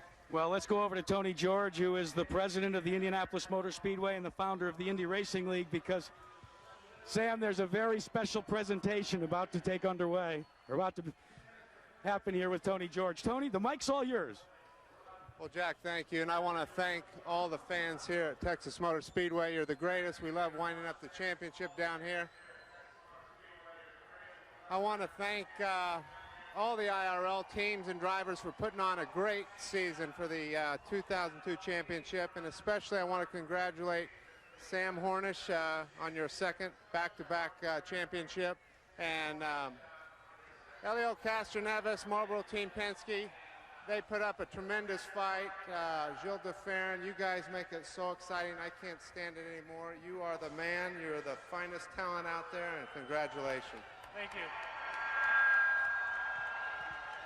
And the crowd roars in their appreciation. Tony, that's a pretty impressive trophy back there, but I think what's more important is what's to the left of us here in that Chevrolet pickup truck. $1 million going to the champion. You know, Sam takes it all in stride. I think, you know, we're very pleased with the growth and progress of the Indy Racing League. We hope to make that $10 million one of these years, but, you know, it's great. We love all the fans. We love ABC. We look forward to coming back again next year, and I don't know what to expect, but it's going to be great. After what we've seen this season, I don't know. All I know is that we'll probably see just the same kind of excitement. I'm sure we will. Tony George, and let's get a hold of Sam one more time, as he's already started giving out interviews. Sam, there was a lot of talk this season that maybe if you won the championship for a second time, that you would consider a change in career, or maybe combining your career, a little stock car racing. But yet, tell me what you and Dale Earnhardt Jr. talked about a couple of weeks ago. I had to talk about deciding what you wanted to do for the rest of your life, and you have your choice on. He said you can, you know, you got to make up your mind whether you want to be a stock car driver the rest of your life or an Indy car driver. And I still got to win that Indianapolis 500, and it's becoming more apparent all the time what I need to be doing. Now, Tony George said that he hopes someday it'll be $10 million over in that pickup truck. You gonna stick around for that? I hope so. I hope that I win it when there is, but you know, that's all part of the growing process. The IRL has grown a lot since its inception, and it's just a wonderful place to race. Bob, this is just an amazing situation down here in Victory Lane. It's hard to believe that just 3 years ago, Sam Hornish Jr. was just beginning to make his name, and now not once, but twice. Sam, you're an IRL champion. It feels awesome. I got to give a lot of credit to God, my mom and dad, Pennzoil Panther Racing, John Barnes, and Gary Pedigo for seeing something in me and giving me a chance. Now, late in the race, one of the things that happened is Pancho Carter was talking to you when you were dicing it up with Helio Castroneves, and all of a sudden, he gave a sprint car adage to you about anything between the grass and the wall was fair game? Well, Helio was protecting the lower line, so I went around the outside, got him passed on the outside, came off of turn 2, and I was on the low line, and he drove right underneath the white line and passed me on the apron. I said, well, all right, well, I don't think that's really legal, but, you know, that's part of the deal. It all worked out in the end. Characterize this season in terms of IndyCar racing for you and for the series in general. 3 good races, 3 bad races, and all the rest were good. Couldn't ask for anything more. Had a car that didn't fail me once all year, and if not for a couple driver mistakes, we would have been celebrating last week in Chicago probably. Well, we're going to let you celebrate right now. Congratulations, Sam Hornish, the Pennzoil Panther team. Let's go back upstairs. Sam Hornish Jr. finished 20th and 27th in his first 2 appearances here at Texas in 2000. He comes away with the victory here today and the championship. Vince? Well, Vito Mera was the pole sitter, and he finished 3rd here today in just his 4th Indy Racing League event. You got better every time out, 15th, 19th, 8th, and 3rd today, even led some laps. What was your impression of the racing up front today? It's tough run with those guys. They have a lot of experience, but I'm doing my best. Jones, Manville, Menard car, and the crew, they did a very, very good job. And it's already a month that they don't stop working. No weekends, no holidays, anything, just working on the cars. I'm proud to be with them, and they gave me the biggest present anybody ever gave me. You said you thought maybe your car was even a little bit faster at the end than the 2 leaders. Why didn't you challenge? When there were 10 laps to go, I think I was 5th, running on the front package there. They were fighting really, really tough, really hard. I knew they were for the championship. That was a year decision. So I thought, should I go by, should I don't? But then afterwards worked just fine. You probably made the right decision. Vito Mera finishes 3rd today, just a 10th of a second behind the winner, Sam Hornish Jr. Bob Jenkins. Great run for that young man. We may see him back in the league again next year. Well, here is the finish as Sam Hornish Jr. has the championship by 20 points over Castroneves. Felipe Giafoni was 4th in the point standings nearly all year long and finished that way 99 behind, and Alex Barron finished in 5th position. And there are the other in the top 10 of the point standings here in the IRL 2002 season. We'll be back after this. And a word from our ABC stations. You're watching ABC Sports Championship Television.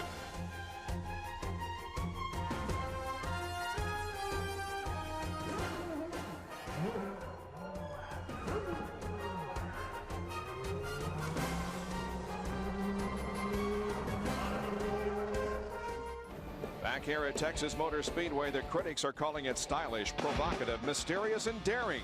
Don't miss the world premiere of television's hottest new drama, Push Nevada. Catch a special preview Tuesday at 9, 8 Central, only on ABC. Here's Vince Welch with the Bombardier Rookie of the Year for 2002, Laurent Redon. Laurent finishing 10th today and signing some autographs, making the fans here at Texas Motor Speedway very happy. And his best finish this year was a third at California, and a lot of people thought maybe he'd get to victory lane this season. Not quite this time around, but I know that you're looking ahead to next year. How was that run today? It was pretty exciting, thank you. It was good to be at the end and to be a rookie. It's always good to be a rookie. Thanks everybody to enjoy of this, be enjoying the race. I want to thank. I use this to thank my team and especially Mike Jack, who is the main sponsor of this team, and helped me so much to be here. And I think we did a good job. We always be very competitive during the season. We didn't have so much luck. We couldn't win Richmond or Texas, but it's the way of racing. So I'm really happy to be here and to be the rookie, and I'm glad to be in this series. It's a very nice series and a lot of fun. Congratulations, Laurent. Thank you very much. Thanks. Laurent Redon, the Bombardier Rookie of the Year. Jack Arute. But one of the biggest stories outside of the world of motorsports and inside the world of motorsports is when this young lady sat on the pole at a race this year. And Sarah Fisher, how about this season? You started out, you didn't think you were going to have a ride, and lo and behold, you fill in for Robbie Buell, and it ends up with a full-time ride with the Smart Plate people. I know, it's been awesome. You know, I mean, this year I didn't even think I was going to have a ride, and to come away with such a first-class team. We're very happy with Team Smart Blade, and really looking forward to continuing on with these guys in 2003. What's the outlook, Sarah? Is things starting to come together there? Well, we're working really hard, and there's some folks making some decisions, and everybody's pitching in to help. And Dry Rambold Racing has done a superb job, and they've hired some really great people around me, and they've all done excellent, and we want to keep them together for next year. Sarah Fisher, you once told me when you first started with this team that the most important thing was the comfort level that you felt as compared to where you came from. Now that you've completed the season, what's the biggest thing you take out of this ride with Dry Rambold?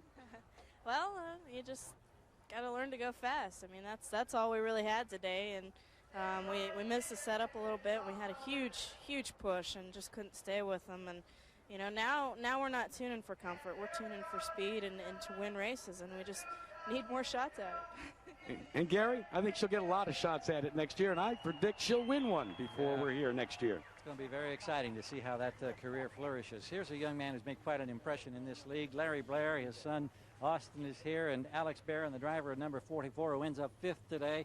How satisfied are you, not only with the performance today, another top 5 finish, but for a first year in the IRL competition the entire season? Well, I think we're really satisfied with our results. To finish 5th in the championship our first year, you know, it's a heck of an accomplishment. We got put together fairly late, and our motor program came on fairly late, and you know, to do this and finish 5th and then running real strong at the end of the season, you know, we couldn't ask for more. But we want to be back next year and do this again, and I think we'll leave off right where we left off here. And you know, and I wouldn't have this opportunity without Larry Blair, and you know, he's put together just a tremendous program here, and I'd love to work for him again next year and have all the guys with us. We got good pit stops, good team, excellent engineer with John Dick, and my hat's off to everybody, and I'd just like to thank everybody. Chevrolet's come on with us, and we look forward to running with them next year. They've really picked up the pace here at the end of the season. It really shows. And what he modestly didn't say was that he won a race on a 1.5 mile track earlier this season in Nashville. Larry Blair, a quick comment from you. Did this season exceed your expectations coming into the IRL? Yeah, Gary, it really did. We, as a new team, but a lot of experienced people, we wanted to make solid and steady progress. It was really kind of our motto in the beginning of the season, and we accomplished that and won a race, 4th at the Indy. The accomplishments here, 5th in the points. So for Rarevac Blair Racing, we're really proud of everybody, the whole team. Alex, a great driver. We're very proud. Thank you. Looking forward to seeing you guys in 03. It'll be here before you know it. Hope you're ready. I'm ready. Let's go. All right. Jack? Gary, we want to show you the look of the future of Indy Racing League competition. This is the outfit that Buddy Rice has turned into. The reason I say this is 12 of the starters today were age 30 and under.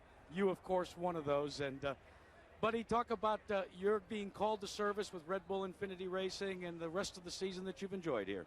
Oh, it's been an excellent season, an excellent opportunity for me to finally make it into one of the top elite levels of open wheel racing. And the opportunity that Achiever and Red Bull gave me was excellent. And I've tried to make the most of it, and we'll just have to see what happens for next year, but it's been an excellent opportunity and experience. And Bob, if you do turn them around backwards, there is the logo on the hat. Well, the sponsor is mentioned, but it's on the back of the hat as he is wearing it. Well, the celebration continues. That $1 million divided up in those bags may be getting wet with all the champagne that's being sprayed down there as the Pennzoil Panther team celebrates its second consecutive championship in the Indy Racing League. Next Tuesday at 8, 7 Central, John Ritter is married with kids in the new comedy 8 Simple Rules for Dating My Teenage Daughter. Tuesday at 8, 7 Central on ABC. We'll be back to wrap it up from Texas Motor Speedway in just a moment.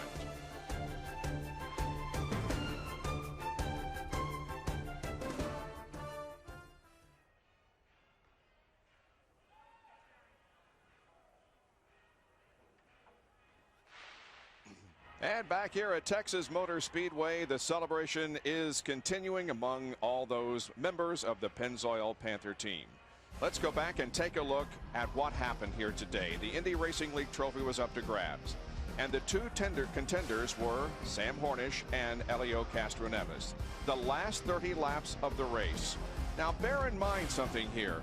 As long as Sam Hornish Jr. finished second, he had the championship won. But would he settle back in behind Elio Castroneves? No way. They battled wheel to wheel, side by side, and in fact, we counted at least 4 times that they could possibly have touched in those last 30 laps. It continued like this right on down to the drop of the checkered flag. Castroneves to the inside, Hornish to the outside. Now, Sam, of course, has been involved in 4 of the closest finishes in history, and that outside line has been very good to him.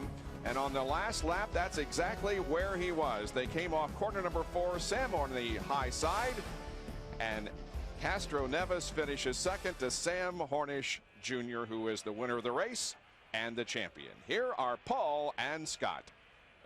I guess you just got to say, what fun. Boy, it has been a fun season.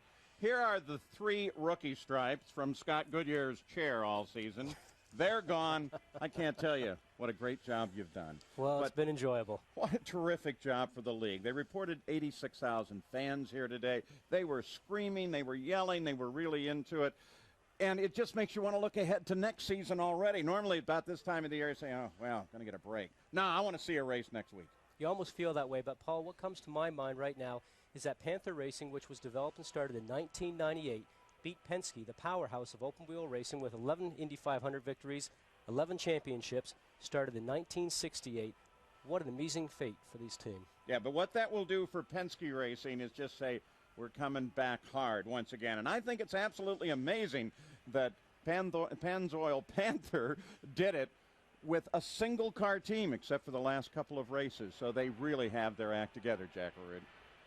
Well, not only has the race been exciting, but this crowd has been let loose in the IRL garage area. And after running 200 laps at Texas Motor Speedway, this man, Eddie Cheever Jr., continues to sign countless autographs for the Red Bull Infinity team. What a season, Eddie. It's the most bizarre season I've ever been in. We had very fast cars and went away with 1 win.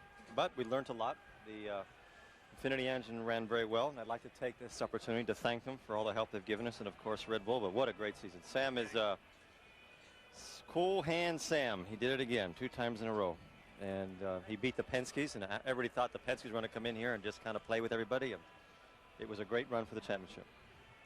Bob, that's the best testimony I can ever give. Well, Eddie Cheever Jr. indeed did have a very up and down season, and we can add another to the closest finishes in history. Chicago last Sunday remains the closest, but here today we also had an incredible finish, .0096. That now becomes the second closest finish in history. Down to Vince Welch. Robbie McGee led 13 laps today. You told me before the race this chance with Team Cheever was going to be a big point in your career. How do you feel you fared? Well, you know, we're not really happy with the overall result, but it's really great to get out front and get to lead laps again. I know I could win in a car like that, and we just got caught out on fuel strategy, but that's what put us out front for a while. Like I said, I know if I had an opportunity, I could win it. It's got me excited about winning races again. He has shown that if he has a good car, he can take it to the front. He did so today. Robbie McGee. Robbie McGee, of course, had his best finish in his IRL career here at Texas Motor Speedway when he finished second to Scott Sharp in 2000. So that indeed is going to wrap it up for the year 2002 in the Indy Racing League. Now you look back over the season and you find so many things you can talk about, but perhaps instead of looking back, we should look ahead just a little bit. We mentioned several things during the telecast today that points to very good things for the Indy Racing League in the year to come. 12 drivers in this field today were under 30 years of age, so we have some young drivers that are coming up to challenge the old veterans. We have 2 new engine manufacturers that are coming into the series next year, along with Chevrolet. Toyota and Honda will be a part of the series, and Infiniti, which has done such a great job the past few years, will concentrate on its own series, the Infiniti Pro Series. And we have brand new cars that are coming out, including a new car manufacturer. And we also have, of course, a trip to Japan to look forward to as the number of venues on the IRL schedule also expands. So 2003 also looks very good for the Indy Racing League. Sam Hornish Jr. is the champion of 2002 and the winner here at Texas Motor Speedway. Coming up next, World News Tonight, Sunday, except on the West Coast, where you will see the Formula One Italian Grand Prix. Thanks for being with us all season long. For Paul Page and Scott Goodyear, I'm Bob Jenkins. Thanks for being with us for this incredible series. ABC Sports is online at ESPN.com. Keyword ABC Sports.